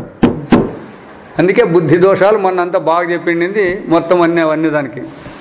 ఏ ఒక్కదానికి సమాధానం చెప్పదు అది. అప్పుడు అట్లా అనుకోండి, మరి ఇప్పుడు ఇట్లా అయింది అంటుంది అంతే. దానికి ఇంకా ఎప్పుడు ఎట్లా జరిగితే అట్లా అంటుంది అంతే.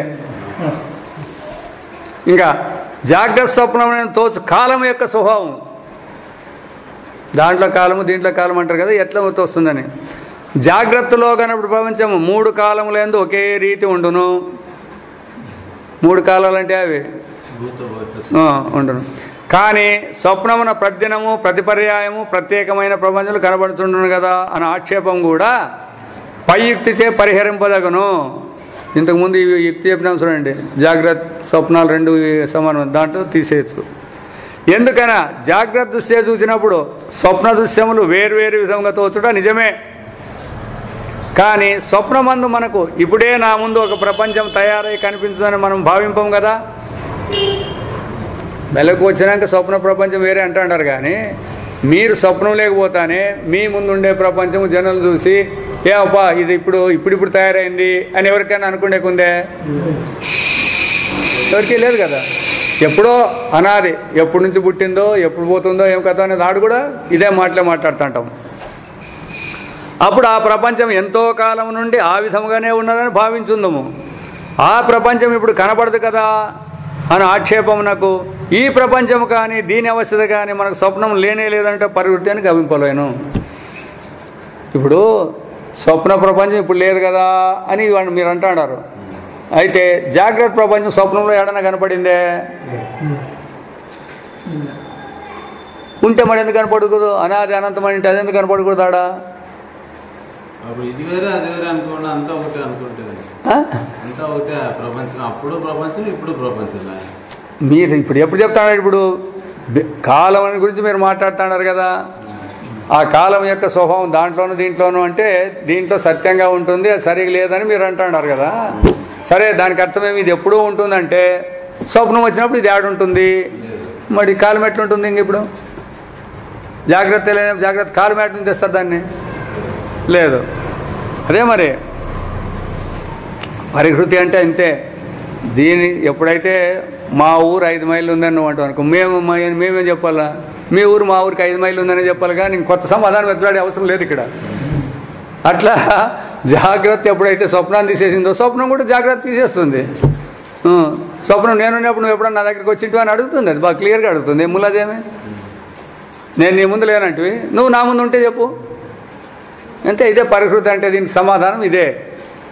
అయినను జాగ్రత్త స్వప్నం మనకు తోచు కాలబుద్ధిని కొంత వివేచించి చూసినట్లయితే జాగ్రత్త ప్రపంచం ఎప్పటికీ ఉండుటైన స్వభావము జాగ్రత్త యొక్క గొప్పతనమును కారణం కాజాలని స్పష్టమొకటయ్యేగాక.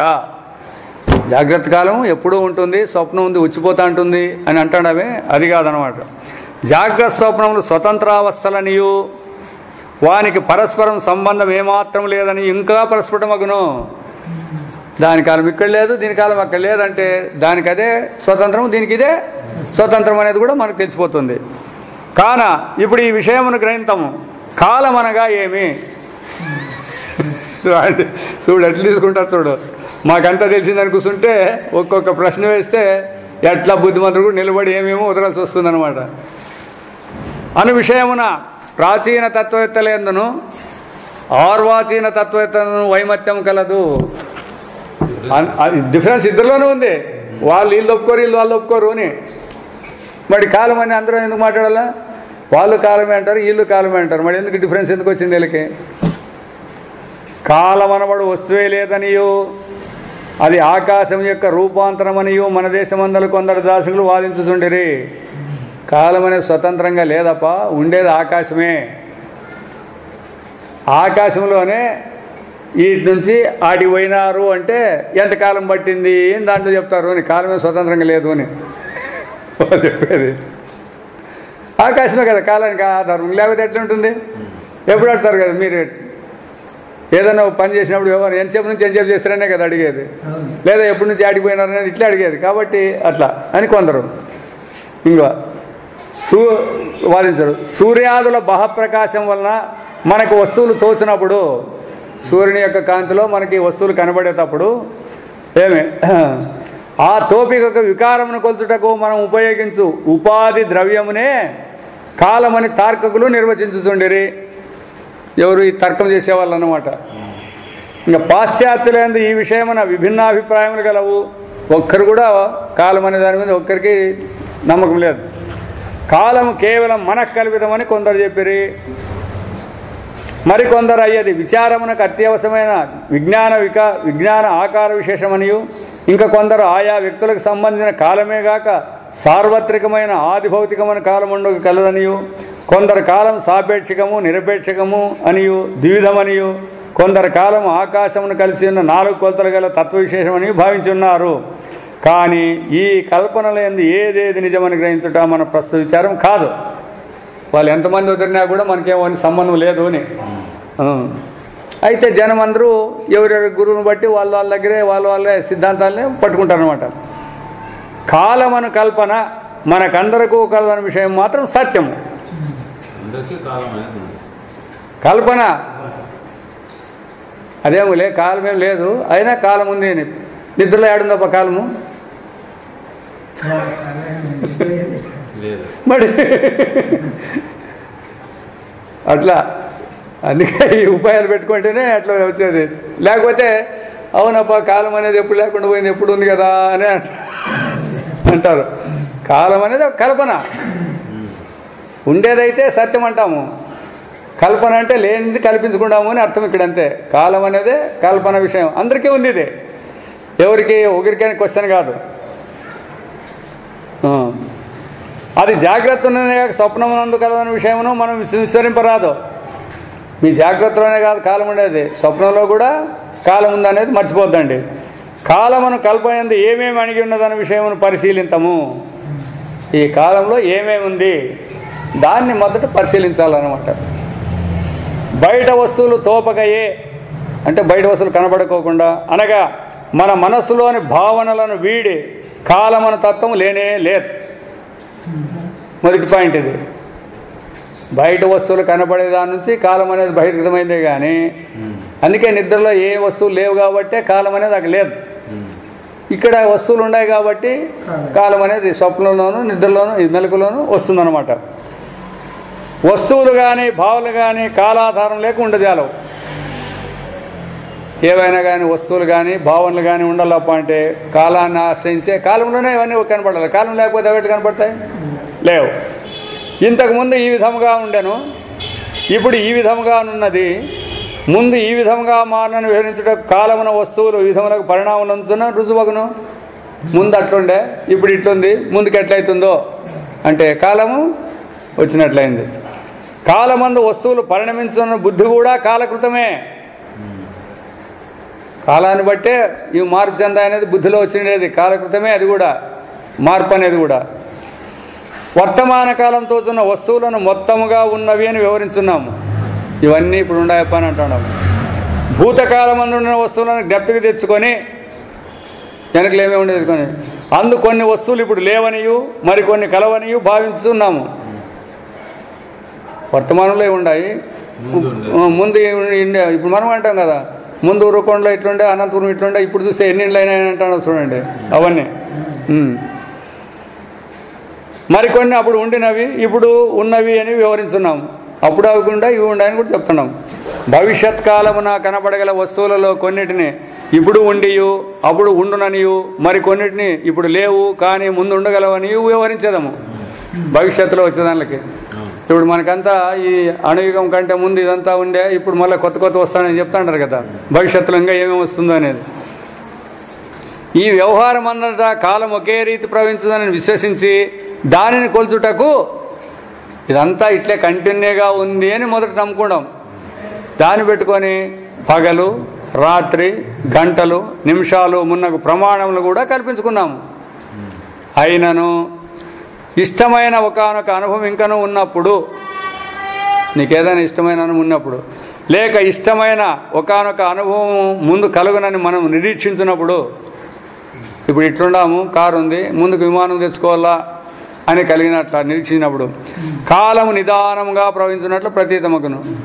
ఇవన్నీ కాలబుద్ధి అంతర్గతమైన అంశములు. ఇప్పుడు బస్సుకు పోవాలని రైల్వే స్టేషన్ పోయినాం అనుకోండి, రైల్వే స్టేషన్ పోతే రైలు వచ్చేదే లేటు. ఊరిన బజార్లో దిగేటప్పుడు రైలు పొందబోతున్నట్టు ఉంటాయి. మనం పోయి కూర్చున్నప్పుడు కాలం అదే అంటాం కదా, మనకేమైనా అర్జెంట్ ఉన్నప్పుడు కాలం బిరిపోతుంటుంది అనమాట. అది కొంత నిదానంగా ఉంటే మేలప్ప అంటే టైం ఇట్లా చూసుకుంటూ పోతుంటే మేము బస్ స్టాండ్లోకి వచ్చి కూర్చున్నాము, 10:30 అయింది, బస్సు రాలే, 11కి రావాలా ఎట్లా అనేది అట్లా కనపడుతుంది అనమాట. అదంతా కూడా కాలకృతమైన బుద్ధి. కాబట్టి జాగ్రత్తనందును స్వప్నమునందును మనకు గోచరించు కాల సంబంధమైన బుద్ధులను ఒకదానితో ఒకటి పోల్చి చూచినచో, అక్కడుండే బుద్ధిని ఇక్కడుండే పోల్చి చూచినచో ఈ రెండు ఒక విధముగానే గోచరించును. ఆడకాలం ఆవశ్యకత ఉంది, ఈడ ఉంది. ఈ రెండు కాలములందు ఇప్పటి అనుభవము వెనుకటి స్మృతి ప్రతీక్ష మున్నగునే ఒకే విధముగా నుండును. ఆడు కూడా అప్పుడుండే అనుభవం, వాళ్ళు వెనక జరిగిపోయిన స్మృతి లేదా ముందుకు వచ్చేదాని గురించి ఆడ ఆలోచన ఉంది, ఈడు కూడా ఆలోచన ఉంది. కాల ప్రవాహం ఆయా సందర్భమునకు అనుగుణమనే ప్రవహించుచుండును. జాగ్రత్త నందలి కాలమాన దృష్టికి స్వప్న కాలమానం అల్పముగా కనిపించును. ఇక్కడ గంటలు దినాలు పడితే ఆడంతా కూడా నిమిషాల్లో తయారైపోతుంది. కానీ స్వప్నమందు మాత్రం అప్పటి కాలం అల్పముగా తోపదు. అప్పటికి ఆడు కూడా సేమ్ ఇట్లే గంటలు నడుస్తాడు, ఆడ కాలం అట్లే ఉన్నట్లే ఉంటుంది. ఈ ఘటనకు తగినంత కాలం లేదని భావన మనకు లేనే లేదు. ఇట్లా జరగాలప్ప అంటే ఒక ఎగ్జామినేషన్ పరీక్ష రాసి పాస్ కావాలంటే ఒక సంవత్సరం కావాలని ఉంటుంది చూడండి, అదేం లేదు ఆడు మనకు అట్లా. ఎందుకు ఈ నిమిషాల్లోనే అయిపోయింటాయి అవన్నీ కూడా. స్వప్నకాలము జాగ్రత్త కాలం అనేది అణిగి ఉన్నదనియు చూడండి. మన వాళ్ళు ఇప్పుడు ఏమంటున్నారు, ఈ స్వప్నం కూడా ఈ జాగ్రత్త కాలంలోనే ఉంది, నిద్ర కూడా దీంట్లోనే ఉందనే కదా మనం లెక్క పెట్టుకునేది. దానికి జానకి పరిణయం ఉన్న నాటకముల యందు మరి ఒక నాటకం కూడా జరిగినట్లు. ఒక నాటకంలో చూపిస్తున్నారు, సినిమా చూపిస్తున్నారు. ఆ సినిమాలో మళ్ళీ ఇంకో పెండ్లి, వాళ్ళది పెండ్లే ఉంటుంది, ఈ పెండ్లికి బదులు ఇంకో పెండ్లి కూడా, అంటే స్వప్నంలో స్వప్నం వచ్చినట్ల. ఈ రెండు విధములకు కాలములకు సంబంధమును కల్పింపాలని కొందరు భావించరు. కానీ జాగ్రత్త నందు స్వప్నము కలుగనని భావింపకయే. జాగ్రత్తలో స్వప్నం ఇప్పుడు దానికి సంబంధం చెప్పాలప్ప అంటే దాంట్లో ఉంటేనే కదా దానికి సంబంధం చెప్పాల్సింది. కాబట్టి జాగ్రత్త నందు స్వప్నం కానీ భావి ఆ కాలమున ఈ కాలము కలదని భావింపజాలము. ఇప్పుడు జాగ్రత్తలోనే ఇదంతా జరిగిపోతుంది అని అంటున్నారు వీళ్ళు. జాగ్రత్తలోనే స్వప్నము జరిగిపోతుందంటే జాగ్రత్త కాలంలోనే స్వప్నం ఉండాలి కదా, ఉందే? మరి వీళ్ళు మాట్లాడే మాటలు అందుకే వీళ్ళు ఆ కాలం తక్కువ అని చెప్పేసి ఇందుకోసమే చెప్తాడు అనమాట, అనుభవాన్ని విడిచిపెట్టిన దానికి. ఈ రెండు కాలంలో ఆయా అవస్థలకే కట్టుబడి ఉన్నాయి. ఆయా అవస్థ ఎందలి దృశ్యములు ఆయా కాలానికే కట్టుబడి ఉన్నవి. అవి ఒకదాన్ని ఒకటి వీడి ఉండజాలవు. ఇది వస్తుస్థితి. స్వప్నమంతా స్వప్న ప్రపంచం అంతా స్వప్నానికే ఉంటుంది. ఆ స్వప్నంలో దేశకాలాలు కూడా స్వప్నానికి సంబంధించే ఉంటాయి. అదేవిధంగా జాగ్రత్త నుంచే జాగ్రత్త దేశము దేశకాలము ఇవి సంబంధించి. ఆ స్వప్నం పోయిందంటే మొత్తం ఊడ్చుకుపోతుంది, ఆ జాగ్రత్త పోయిందంటే అదే మొత్తం ఊడ్చుకుపోతుంది. అయితే స్వప్నాన్ని ఒప్పుకుంటాం కానీ జాగ్రత్త మాత్రం ఒప్పుకోము. ఇదే వచ్చిండే చిక్కు. వేదాంతం అంతా విని అదేం బాగానే ఉంది కానీ మీరు చెప్పిండేది ఇది మాత్రము ఎందుకు ఒప్పుకోవు అంటే అనుభవాన్ని పట్టుకోలేదు అంతే. నువ్వు ఒప్పుకోలేదంటే మేము చెప్తాము, నీవు ఉపాధికృతంగా ప్రమాత్రం పెట్టుకుంటావు. ప్రమాత్రం అనేవాడు చూడలేదు కాబట్టి ఒప్పుకోడు. అంతే. వీడు చూసింటే ఒప్పుకుంటాడు, వీడు చూడే చూడలేదు. మరి ఎవరు చూసిండేదంటే అనుభవం చూసింది కాబట్టి అది ఒప్పుకుంటుంది ఆ మాటలన్నీ కూడా. కాబట్టి జాగ్రత్త ప్రపంచం ఎప్పటికీ ఒకటే అనియు స్వప్న ప్రపంచం వివిధమని భావించుట వస్తుస్థితికి అన్వయమగునా లేదా అంటా కూడా ఇప్పుడు పరిశీలించేదాము. ఇట్లా జాగ్రత్త ఎప్పుడు అట్లే సత్యంగా ఉంటుంది, ఈ స్వప్నం మాత్రము ఒక్కోటి వచ్చినప్పుడు ఒక్కో రకంగా మారుతూ ఉంటుంది అని అంటారు కదా, దాన్ని చూస్తాము. జాగ్రత్త నందలి విషయము ఎప్పటికీ ఒకటే అని భావించినప్పుడు ఈ ఎప్పటికీ అనే కాలం పెట్టిన చూడండి, ఈ ఎప్పటికీ అనే కాలం ఏది అది నిర్ధారణ చేయాలనేది. జాగ్రత్త కాలం. ఎప్పటికీ అంటే స్వప్నం వచ్చినప్పుడు కూడానా, నిద్ర వచ్చినప్పుడు కూడానా? వాళ్ళు ఎప్పటికీ అన్నారు కదా. అదే అని ప్రశ్నించో జాగ్రత్త కాలం అని అందరూ అదేమంటారు. అట్లా కరెక్టే. స్వప్నమున ఈ కాలం తోచన అని అడిగితేమే అని ఎప్పటికన్నింటారు కదా ఇక్కడ. మరి జాగ్రత్తలో ఎప్పుడు ఉందన్నప్పుడు స్వప్నంలో ఇది ఉండి అంటే ఏమంటావు? మరి ఎట్లా చెప్తావు? ఎప్పటికైనా మాట ఎట్లా వచ్చి నీకు? ఇప్పుడు జాగ్రత్తలోనే స్వప్నం జరుగుతుందని అన్నావు, ఎప్పుడు ఇది సత్యమేని అన్నారు, ఎప్పటికీ ఇది ఎట్లా ఉంటుందన్నారు. సరే, ఎప్పటికీ అనేది జాగ్రత్త కాలం సంబంధించింది. నీకు స్వప్నం వచ్చినప్పుడు ఎప్పటికీ అనేది ఎప్పటికంటే ఒత్తురు లేకుండా పోకూడదు కదా. మరి అది ఉందే ఆడ?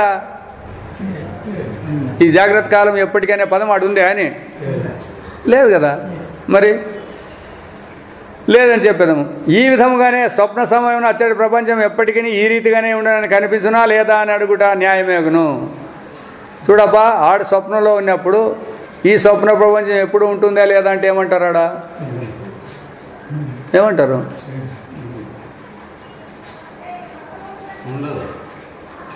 బాగా ఆలోచించండి.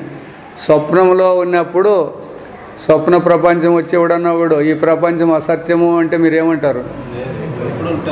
మరి అట్లా అదేనది. వీడు ఎప్పటికైనా ఎట్లా అంటున్నారో ఆడ ఎప్పటికైనా పదం వస్తుంది అని చెప్పేకి ఇది ఆడున్నప్పుడు ఆ ఎప్పటికైనా అట్లే ఉంటుంది అది. కాబట్టి అడుగుట న్యాయమే. అదే ఈ ప్రశ్నకు ఒకే ఒక సమాధానమేమనగా, స్వప్నకాలమున ఆ ప్రపంచం ఒకే విధంగా నుండనే భావం ఉండును. కానీ స్వప్నములు ప్రతిదినము ప్రత్యేకంగా నుండని వివరించినప్పుడు ప్రతిదినము అన్నది ఏ కాల ప్రవాహమునకు సంబంధించినది? జాగ్రత్త కాలం చెందినది కదా. అటులైనచో స్వప్న ప్రపంచము జాగ్రత్త కాలమున కట్టుబడలేదని ఆక్షేపించుట న్యాయమా? అన్ని తిరికాసులే ఇవన్నీ. ఒప్పుకున్నాక అన్నింటినీ ఒప్పుకోవాలి. మరి ఒప్పుకోడు వీడు. జాగ్రత్త కాలమున కట్టుబడలేదు ఎందుకంటే అది లేదని చెప్పినారు కదా. మరి జాగ్రత్త దానికి కట్టుబడింది అంటావు కదా, ఆక్షేపించేది న్యాయమా? జాగ్రత్తనందలి ప్రపంచము స్వప్నమందలి కాల ప్రవాహమున తోపని రీతి స్వప్నమందలి ప్రపంచం జాగ్రత్త కాలం తోపనంటే ఆశ్చర్యం లేదు. ఇది అక్కడ తోచలేదు, అది ఇక్కడ తోచలేదు అంటే ఆశ్చర్యం. కావున జాగ్రత్త ప్రపంచమున కాలంచే ఎట్టి ఘనతయు చేకూరదు.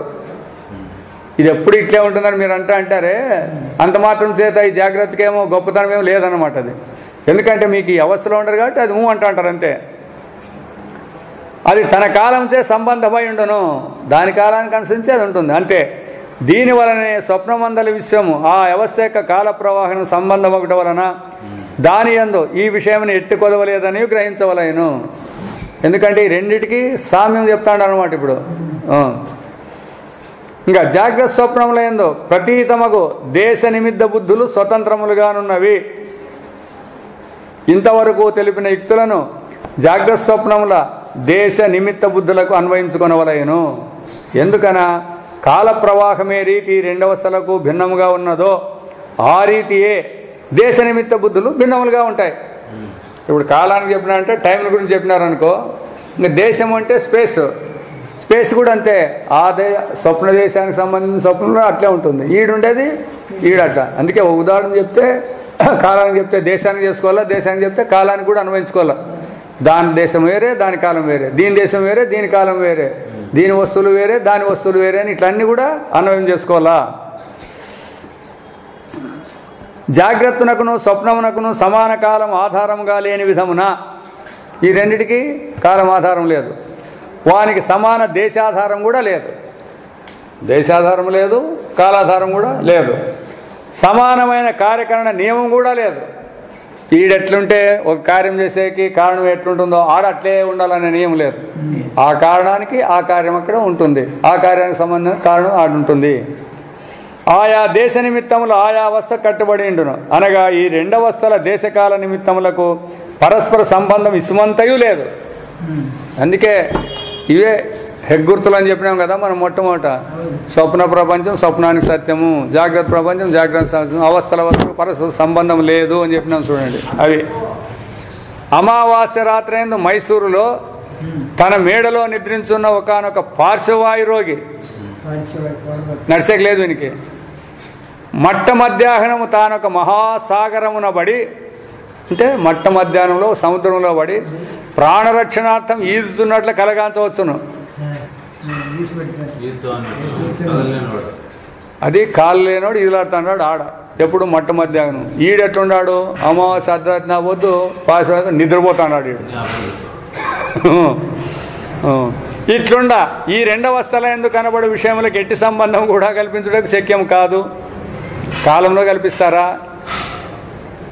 దేశంలో కల్పిస్తారా, లేదా వాని పరిస్థితిని కల్పిస్తారా? వాడు నిద్రపోతున్నాడు, ఈడు ఈలాడుతున్నాడు, వాడిని కాలు లేవాడ పెరాలసిస్, ఈడు కాలుతో ఈలాడుతున్నాడు.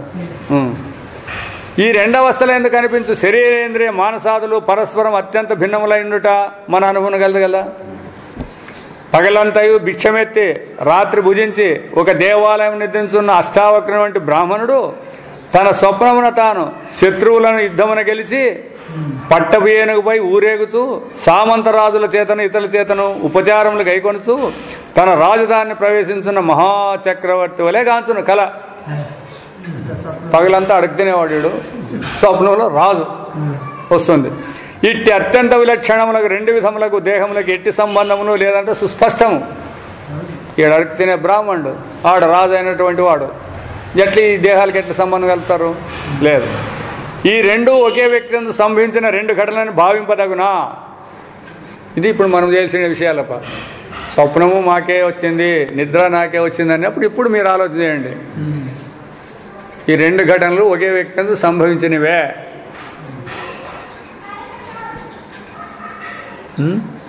కాదు అంటే మనం అప్పుడు ఇంకొక జన్మ తీసుకున్నట్టు ఎట్లయితుంది? అట్లా కాదు, అనుభవమే తీసుకోలేడ. ఘటనలు వేరు వేరు అయినప్పుడు అనుభవాలు వీళ్ళకేం రావు, వేరువేరుగానే ఉంటాయి. వానికి అనుభవం రాదు, ఈయన అనుభవం రాదు. అయితే ఈ రెండు ఘటనల గురించి చెప్పేటప్పుడు తాను సాక్షి ఉండే చెప్తాడనమాట. అట్లా స్వప్నము జాగ్రత్త సంస్కారజన్యమని వారికి ఇట వర్ణించిన విధానం విరుద్ధమగును. జాగ్రత్త వాసనాజన్యం అనేది విరుద్ధము. ఎందుకన రెండవస్థల ఎందు ఒకే మనస్సు ఉండినచో సంస్కారమును కల్పింప అవకాశం ఉండెను. అదే కాబట్టి వీళ్ళేమంటారు, జాగ్రత్తలో ఉండే మనస్సే స్వప్నంలో కూడా ఉంటుంది అని అంటారు. అది ఆ పొరపాటు కలిస్తే చాలు, ఇంక వేదాంతం వస్తుంది. అది లేకపోతే వాసన అనేటువంటి మనసు ఉంటేనే కదా వాసన ఉండేది. వీళ్ళు వాసనాజన్యం అన్నప్పుడు మనసులో కదా వాసనలు ఉండేది. మరి వాసన స్వప్నంలో అంటే ఈ మనస్సు ఉంటేనే కదా దాంట్లో వాసనలు బయటకు వచ్చేది. ఆడే చెప్పాలా, నేను ఎట్లా రాజైతాను, నేను అడిగితేనే బాబునాడు అని చెప్పాలి కదా. అందుకోసమే ఇవి వీళ్ళు ఎందుకు ఆలోచన చేయలేదు నేను అంటాడు. అంతే ఈ వేదాంతం చెప్పే వాళ్ళందరికీ ఎందుకు కానీ ఇది కలగలేదు అంటే వీళ్ళు అవస్థలకు విలువ ఇచ్చి కాదు వీళ్ళు మాట్లాడుతుండేది. అంటే సార్వత్రిక పూర్ణానుభవాన్ని తీసుకోలే వీళ్ళు. సార్వత్రిక పూర్ణానుభవం అంటే ఏమి? నీవు మూడు అవస్థలను అనుభవించినావు, మూడు అవస్థల అనుభవాన్ని తీసుకోవాలా. అట్లాది ఏం చేస్తాడారు, రెండు అవస్థల అనుభవాన్ని కొట్టేస్తాడారు. ఏమి విచారం లేకనే జాగ్రత్త వాసనాజన్యం స్వప్నము దాంతో ఏం లేని దాన్ని తీసేసినారు. నిద్ర విశ్రాంతి అవస్థ, అజ్ఞాన అవస్థ, దాంట్లో విచారించేది ఏమీ లేదు. ఒక జాగ్రత్తలోనే కదా కష్ట సుఖాలు ఉండేది. ఈ కష్ట సుఖాలు పోగొట్టుకుంటే కదా మనం ఇక్కడ మాట్లాడాల్సి ఉండేది అని అంటున్నారు వాళ్ళు. యాజ్ ఇఫ్ వానికే మూడు వచ్చినట్ల. కష్ట సుఖాలు కాదు, వీడికే మూడు అవస్థలు అనిపించినాడా వీడు అనేది మొదటి ఆలోచన లేదే. వీడు అవస్థ వస్తే అవస్థలో పడినవాడు అవస్థలు నాకే వస్తాయని మాట్లాడితే ఇంకెంత తెలివి తక్కువతనం ఉండాలా అని ఆడే పొరపాటు జరిగిండేది. కాబట్టి ఈ అవస్థల అనుభవం నాది కాదు, సాక్షి అనుభవం ఎవడు గుర్తిస్తాడో వాడు బయటపడే సాధ్యం ఉంది. అట్లా లేకుండా ఈ మూడు అవస్థలు నాకే వస్తాయని వినేవాళ్ళు చెప్పేవాళ్ళు ఎన్నాళ్ళు ఉంటారో వీళ్ళు ఆడుండే వాళ్ళు ఆడే ఉంటారు. సంవత్సరాలు జరుగుతాయి, వీళ్ళ జీవనం కూడా వృథా అయిపోతుందే కానీ తత్వం మాత్రము దొరికేయలేదు. వెనుక ఒక మారు అనుభవం ఏర్పడి పిమ్మట సంస్కారవశమున మరొక అనుభవం అయినటకైనను కాల ప్రవాహం ఒకటై ఉండవలేను. ఈ కాలం అన్నా కూడా ఫలాని దినం నాకు అక్కడ అయిండే అదని ఇటు చెప్పచ్చు. ఆ కాలం అంటే మెలకు కాలమే ఉండాల. స్వప్న కాలంలో మెలకు కాలంలో చెప్పాలంటే కాలువలు ఏడుండే ఒకటి సమానంగా అవి లేవు. కానీ జాగ్రత్త స్వప్నములకు సమానమైన కాలాధారమే లేదు. ఆ రెండు ఒక దేశమందునవి కావు. వానిలో ప్రతకుదానందును వేర్వేరు దేశకాలములు కలవు. ఇట్లుండ వీనికి కార్యకారణ సంబంధం ఎక్కడిది?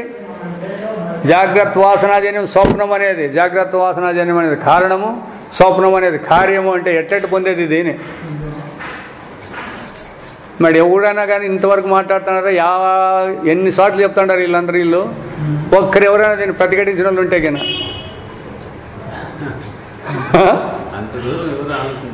మరి ఇంక వేదాంతం అనేది ఏమిటికి? వేదాంతం అంటే ఏమేని ఏదో వాళ్ళు బుక్కుల్లో రాసింది చదువుకుండేది, వాళ్ళు చెప్పింది తినేది, మనం లేచిపోతాడేదనే. వేదాంతం అంటే స్వరూపము, స్వరూపం అంటే ఆత్మ. మరి దాన్ని చెప్పాలి కానీ ఇంక వేరే ఏంటి చెప్తే ఏంది వినేది ఏమిటిది? దాని అర్థమే తెలియదే. మేము వేదాంతానికి పోతాం, మేము శ్రవణానికి పోతాం, ఆ స్వాములు ఇట్లు చెప్పి ఈ స్వాములు ఇట్లు చెప్పి అంటాడారే. ఎట్లా చెప్పి ఏని ఇదంతా?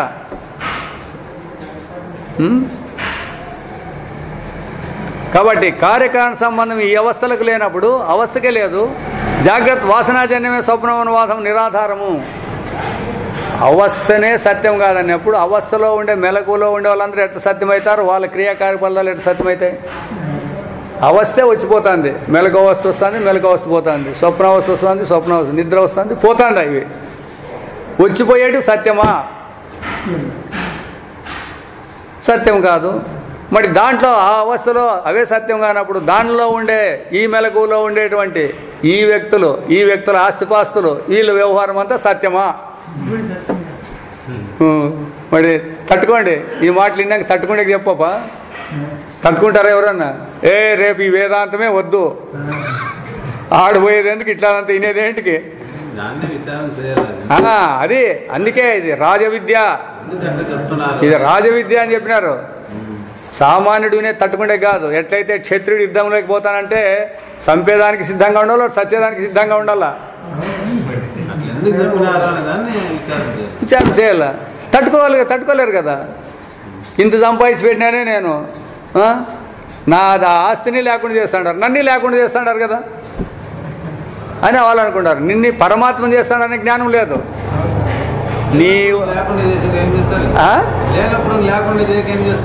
మేము ఆడికి పోయినా మేము ఉండాం కదా. ఉన్నోళ్ళే లేరు అంటున్నారు వీళ్ళు. అదే వచ్చిండే చిక్కు. ఇంత కంటికి బాగా కనపడతా ఉంది కదా, ఇంత కంటికి బాగా కనపడేటివన్నీ కూడా వీళ్ళు లేదంటే ఆ కనపడింది ఉందని అంటారు కదా. అది రావాలా. ఎట్లా లేదు అంటే వాళ్ళే చెప్పినారు. ఈ జాగ్రత్త దృష్టికి కానీ స్థూల దృష్టికి కానీ అజ్ఞాన దృష్టికి తెలియబడేది కాదు. జ్ఞాన దృష్టికి శాస్త్ర దృష్టికి అన్నారు. శాస్త్ర దృష్టి జ్ఞాన దృష్టి మాకుందే అని అడగండి, దానికి తెలుస్తుంది అంటారు కదా. మరి అది మేము కొత్తగా కొనుక్కొచ్చుకోవాలా అంటే లేదు, అది మీ స్వరూపమై ఉంది అంటుంది. ఇంకేటికి పోతారు మీరు బయట ఎట్లాడేకి? అది మీ స్వరూపమై ఉందయా, దాన్నే మేము ఇప్పుడు చెప్తాండే. అది ఎట్లా బట్టి వినాలా అన్నట్లయితే నీ బుద్ధిని మనసుని తీసిపెట్టాలి పక్కకి. అదొక్కటే ప్రధానం ఇక్కడ. నేను నాదనేది ఏ నిర్ణయాలు మనం చేసుకుంటామో బాహ్య ప్రపంచంలో, వేదాంత ప్రపంచంలోకి వచ్చేసరికి ఈ నిర్ణయాలు అడగంటిపోయిండాల. అప్పుడు వాళ్ళు ధన్యులేదానికి సాధ్యమవుతుంది. అవి అట్లే పెట్టుకొని ఇట్లే అంటే అంతే, చక్కెర ఉప్పు కలుపుకొని తిన్నట్లే ఉంటుంది ఎప్పుడు. ఇంకా యాదప్ప రుచి అంటే చక్కెర ఉప్పు కలుపుకునే గ్యాతి ఇప్పుడు ఏ రుచి ఉంటుంది చెప్పు? ఉప్పు అంటారా లేకపోతే ఉప్పు అంటారా? రెండు కలుపుకొని తింటాడారు. చక్కెర ఉప్పు యాదంటారు ఇప్పుడు చెప్పండి? తీగ ఉందంటారా ఉప్పు ఉందంటారా? అట్లా ఇట్లా కూడా మన పాతిక ఇప్పుడు అట్లే అయింది. అందుకే ఏమి కూడా లేకోకుండా అందరూ దుఃఖాలతో కూడుకొని ఉన్నాము అంటే ఇదే మనకు కారణము అని చెప్తుంది శాస్త్రం. ఇట్లా మీరు విచారం చేయలేదు, కేవలం ఇట్లా మేము పుట్టి సచ్చేవాళ్ళని మీరు అనుకుంటారు చూడండి, అదే కంటిన్యూ అవుతుంది అంతే. విచారం చేస్తే పుట్టేవాళ్ళ కాదా ఎటువంటి వాళ్ళు అనేది తెలుస్తుంది అనమాట. కాబట్టి జాగ్రత్త కాలంలో స్వప్నములు సంభవించునని వాదించేవారు మతం అందరూ దోషములు. అంటే జాగ్రత్త కాలంలోనే స్వప్నాలు వస్తాయని చెప్తున్నారు చూడండి, వాళ్ళు ఏం దోషాలు? ఒక రాత్రి అందే లెక్కకు మించి స్వప్నములు సంభవించవచ్చును, వానిలో ఏ ఒక్కటి మరి ఒక దాని వలె నుండవను ఆక్షేపము నిస్సారం అని ఇంతవరకు జరిపిన విచారం వల్ల సిద్ధించుతున్నది. ఎందుకని ఒక రాత్రి అందే ఎను కాలమంతా కాలాల ఒక రాత్రి అందు కాలాభావము కాలం ఒక రాత్రి అంటే ఒకే కాలం అని అనుకుంటారు చూడండి. జాగ్రత్త కాలమునకు సంబంధించి ఉన్నది. కానీ ఇంతవరకు జరిపిన విచారం వల్లనే జాగ్రత్త కాలమునకును స్వప్నమునకును ఎట్టి సంబంధం లేదని తీర్మానం ఏర్పడాను. కావున 1 గంట వరకు నిద్రించి మేల్కొంటిని. అంతలో నేను 2-3 కలలు కాదని చెప్పుట జాగ్రత్త వ్యవహార దృష్ట్యా సమంజసం అయినను, చూడబ్బా నేను పండుకొని అంత 1 గంట కూడా కాలేదు, పండుకునేటప్పుడు చూసినాడు, మన నిద్ర వచ్చినప్పుడు చూడలే ఇతని, పండుకునేటప్పుడు చూసినాడు, మళ్ళీ మెలకు వచ్చినప్పుడు చూసినాడు, కళలు 2-3 వచ్చినాయని చెప్తాడు. వాస్తవమైనదా? తత్వ నిర్ధారణ దృష్టికి సమంజసం కాదు. సత్యం అట్లుందే అంటే కాదు. నువ్వు 1 గంటలోనే నిద్రపోయి నాకు 2 స్వప్నాలు వచ్చినాయంట చూడ, 2 అబద్ధాలే. ఎందుకంటే స్వప్నకాలమే వేరే, జాగ్రత్త కాలమే వేరే. దానిలో నేను ఇటు చెప్తానంటే స్మృతి చెప్పినట్ల, నీకు శృతి చేయటానికి నువ్వు చూసొచ్చింటే శృతి చెప్తావు, నీవు చూడుకునేది నేను చెప్తానంటే నీకెట్లా స్మృతి ఉంటుంది? నాకు స్వప్నం వచ్చినట్లు అంతా రాత్రి ఇట్లా వచ్చిందప్పా అని చెప్తా ఉంటాడు చూడండి. ఆ మాటకు వచ్చినప్పుడు ఎట్లా పొందుతుంది ఇది? అయినా జనమేమో అట్లే చెప్పుకుంటున్నారు, అట్లే వింటున్నారు. చూడప్పా నాకు స్వప్నం వచ్చిందంటే ఏమేమి వచ్చింది నీకే అని అడిగేది, వీళ్ళు ఏమేమి వచ్చిందని చెప్పేది, ఇద్దరు నువ్వు కొట్టేది, లేచిపోతాండేది.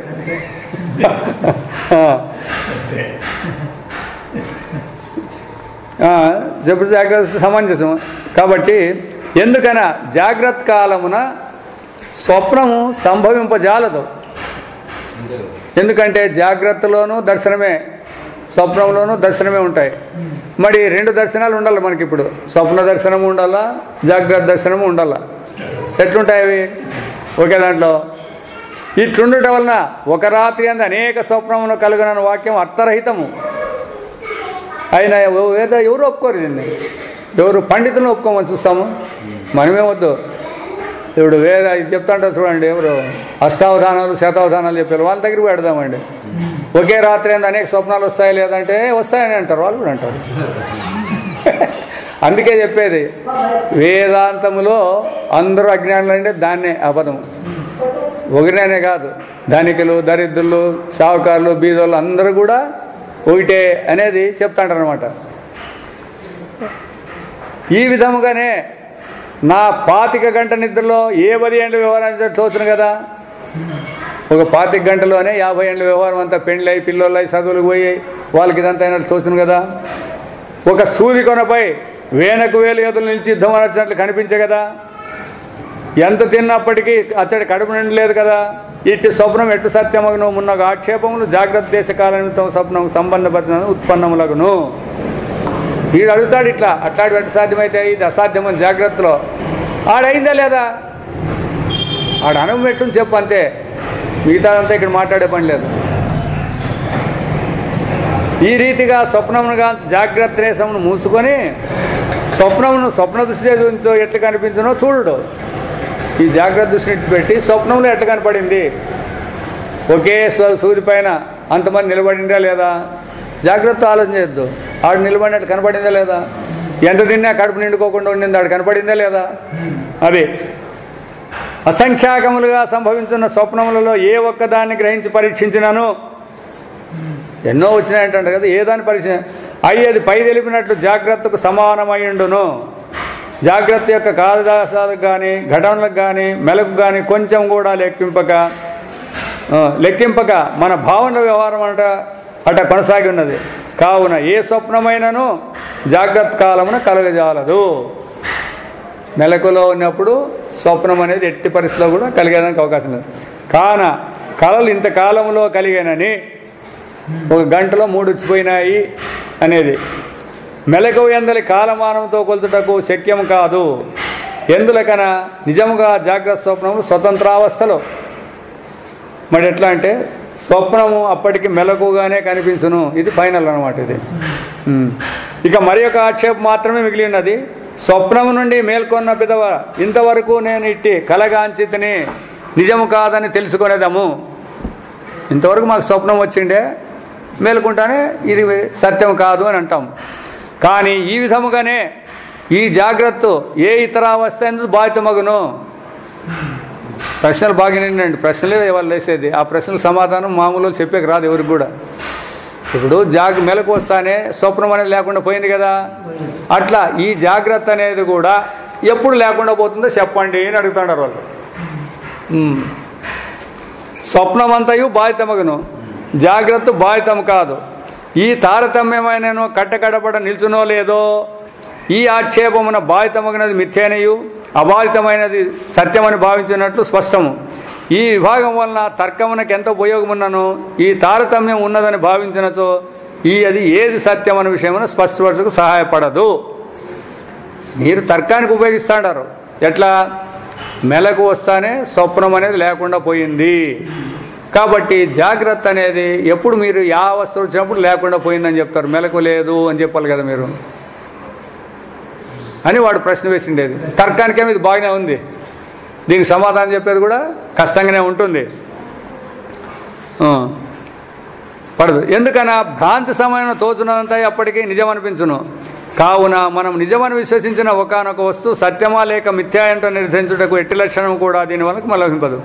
ప్రకృతం బాధితమైన స్వప్నమనియు అబాధితమైన జాగ్రత్తను ఏమో ఉపయోగించి ఇప్పుడు మీ ప్రకారమే స్వప్నం బాధితమవుతుంది, జాగ్రత్త బాధితము కాదు. బాధితము అంటేను నాశనం అనే దానికి వేరే భేదము. బాధితము అంటే ఎప్పటికీ లేదు అని, నాశనము అంటే అప్పటికి ఆ వస్తువు కట్టెలు కాలిపోయి నాశనమైనాయి అంటారు. అయితే నాశనమైన బూడిద మిగిలి ఉంటుంది. ఈ బాధితం అనే దాంట్లో అటు మిగిలకూడదు. అది దీనికి దానికి ఉండేది.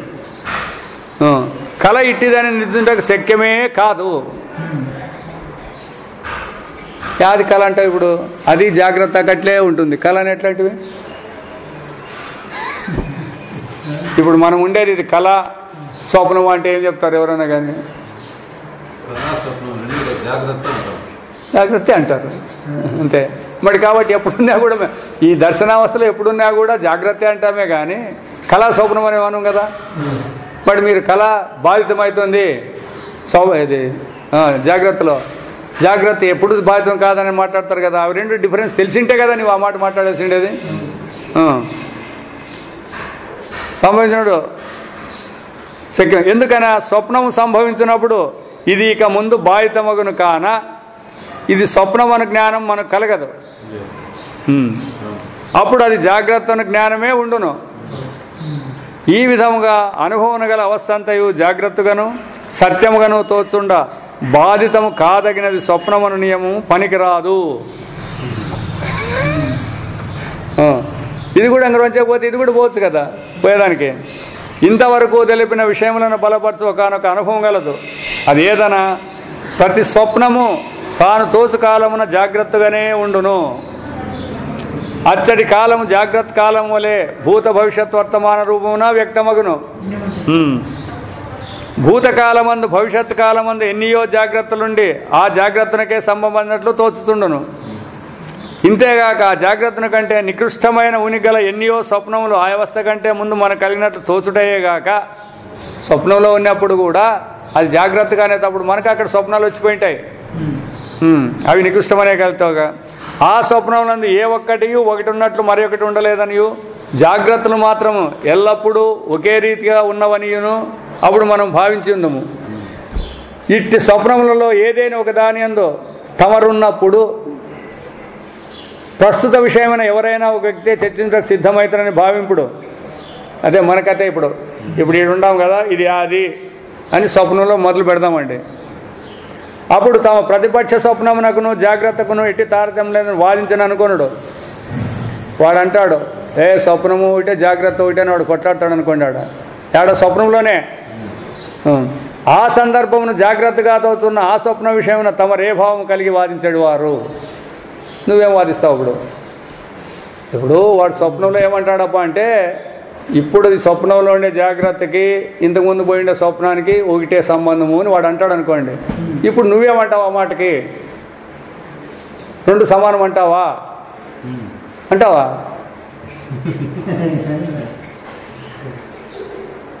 అంటావేమో చెప్పు, ఉండిందినట్లు చెప్పండి, ఏం పర్వాలేదు. స్వప్నంలో ఇద్దరు మాట్లాడుకుంటున్నారు.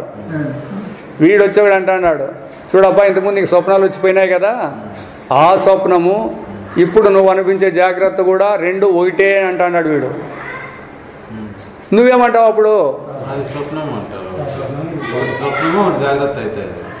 అదే అప్పుడు ఈ రెండు సమానం అంటే ఒప్పుకుంటావా ఒప్పుకోవా అని మొదటి పాయింట్, తర్వాత మాట్లాడదాము. చూడు ఇప్పుడు జాగ్రత్తని స్వప్నాన్ని అనిపించినామని వాడే చెప్తాడు. చెప్పి ఈ రెండు సమము అని వీడే వాదిస్తాడు, ప్రతిపక్షంలో వాడే వాదిస్తాడు. వాడు ఒప్పుకుంటాడా? బుద్ధి లేదు నీకు, జాగ్రత్త స్వప్నం స్వప్నమే అని అంటారే కానీ రెండు సమానం నువ్వు అంటారా? మరి అదే అట్లా, అందుకే ఆ మాట. తమరు ఏ భావం కలిగి వాదించాడు వారు అని మీకే ప్రశ్న. ఇప్పుడు అనుభవానికి ప్రశ్న ఇది. ఆ స్వప్నం నిజముగానే జాగ్రత్త అనియో వాడనేది. స్వప్నం అని తమరు భావించిన అవస్థ కంటే అన్ని విధములా అది ఉత్కృష్టమనియో. మీరు స్వప్నము జాగ్రత్త సమానం అంటారు కదా, దానికంటే ఇది గొప్పదని అప్పుడు నువ్వు పట్టుపట్టాడు వారు కదా. ఇప్పుడు ఎట్లా వాదిస్తాడారు, అప్పుడు అట్లా వాదిస్తారు కదా మీరు. ఇప్పుడు తమరు జాగ్రత్తని భావించిన ఈ అవస్థ కంటే ఇప్పుడు భావించిన, అప్పుడు తమరు మెలకువైన భావించిన స్వప్నమున ఇసుమంతైన తక్కువని వివరించుంటారా? ఎన్నటికీ లేదు. ఈ జాగ్రత్తలో ఎట్లా సత్యమని భావించినారో ఆ స్వప్నంలో జాగ్రత్తను కూడా అట్లే భావించినారే కానీ ఇది స్వప్నము ఇంతకుముందు ఇప్పుడు అనిపించేది సత్యము అని ఏమని మాట్లాడతారా? లేదు, ఎన్నటికీ లేదు. అప్పుడును తమ అభిమాన రూపముకు మెలకువైన ఆ స్వప్నమునకును దానికంటే అల్పములైన స్వప్నములని తమరు భావించిన స్వప్నములకు గల తారతమ్యమును ఇప్పటి వలె స్థాపించుట కూడా ఉద్యుక్తులవుతుంటారు కదా. ఇప్పుడు ఎట్లయితే స్వప్నం తక్కువ అన్నట్లు ఆడు కూడా స్వప్నంలో అది తక్కువని వాదిస్తారు. కాబట్టి తమ అనుభవమును తాము నిష్పక్షపాతంగా పరీక్షించి చెప్పదలిసినచో ఇది అట్ట చెప్పినట్లయితే ఈ విచార విధానమును తప్పక సమ్మతింపగలరు. నిష్పక్షపాతంగా చెప్పాలన్నప్పుడు. కావున స్వప్నము మనకు గోచరించిన జాగ్రత్తగానే కనిపించును. అప్పుడు మనం జరిగిపోయిన స్వప్న వ్యవహారమును కూడా గాంచవచ్చును. ఎక్కడ స్వప్నములో ఉన్నప్పుడు నీకు ఇంకో స్వప్నం వచ్చిపోయి ఉంటుంది. ఇప్పుడు ఎట్లయితే జాగ్రత్తలో ఉన్నప్పుడు స్వప్నం వచ్చిపోయింది జాగ్రత్త అంటారు అట్లా. ఇదే అర్థమైతే చాలా కష్టం జనానికి. జనం కొంత జాగ్రత్త స్వప్నం జాగ్రత్త అంటారు. ఏమిటి కథ తంతాను అనేది చాలా మంది కష్టం. ఇదే అనుభవం ఉంది. అట్లా అనుభవానికి చెప్తాంటే వీళ్ళేం వేరే ఏం చెప్పడం లేదు. ఇప్పుడు నువ్వు అంటారు కదా, ఇప్పుడు ఏమో మీకు రాత్రి కలవలో వచ్చినట్టే వచ్చినాయంటారు. సరే ఇప్పుడు ఇది జాగ్రత్త అని అంటున్నారు, అవునా? సరే అప్పుడు ఆ స్వప్నంలో ఉన్నప్పుడు ఎవరైనా వచ్చి మీరు ఇది స్వప్నం అనిపిస్తాడారంటే ఏమంటారు మీరు?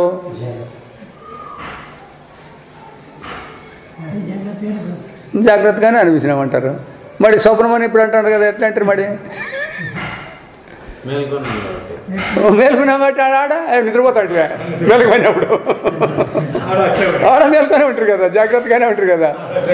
స్వప్నం అనే భావన ఏమైనా మీకు కొంచెమన్నా వచ్చిందా? శాస్త్రానికి కూడా రాలే. వీటికి మెలకు వచ్చినాక ఆ మాటలు మాట్లాడుతుంటారు. అట్లా ఆ సందర్భమున మన మెలకును భావించిన స్వప్నమునకును స్వప్నమును భావించిన అంతఃస్వప్నమునకును, అంటే స్వప్నంలోనే స్వప్నం వచ్చిన దానికి నిజముగా ఏదైనా ఒక నీరకాల ప్రభావం సమానముగా ఉండదు. అప్పుడు కూడా ఆ స్వప్నకాలం వేరే, ఆ స్వప్న జాగ్రత్తే వేరే ఉంటుంది. ఆ కాల ప్రవాహం అవస్థలు ఒకటి తర్వాత ఒకటి సంభవించినవని భావించుట కేవలము భ్రాంతి. మరి దాన్ని అనుకున్నాక దీంట్లో కూడా ఒకదాని తర్వాత ఒకటి వస్తుందని భ్రాంతి ఎంత అనుకోకూడదు. అదే వచ్చిండే చిక్కు. కాబట్టి ఉండదు.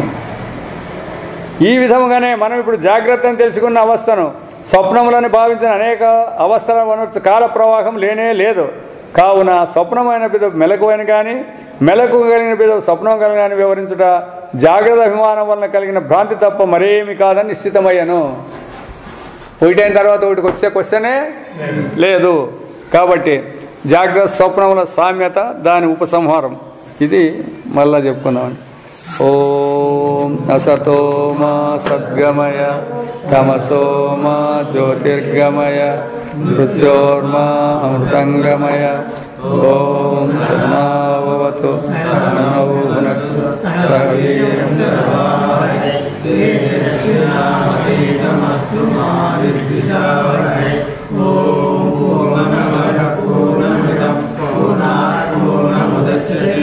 పూర్ణస్య పూర్ణమాదాయ పూర్ణమేవావశిష్యతే. ఓం శాంతి శాంతి.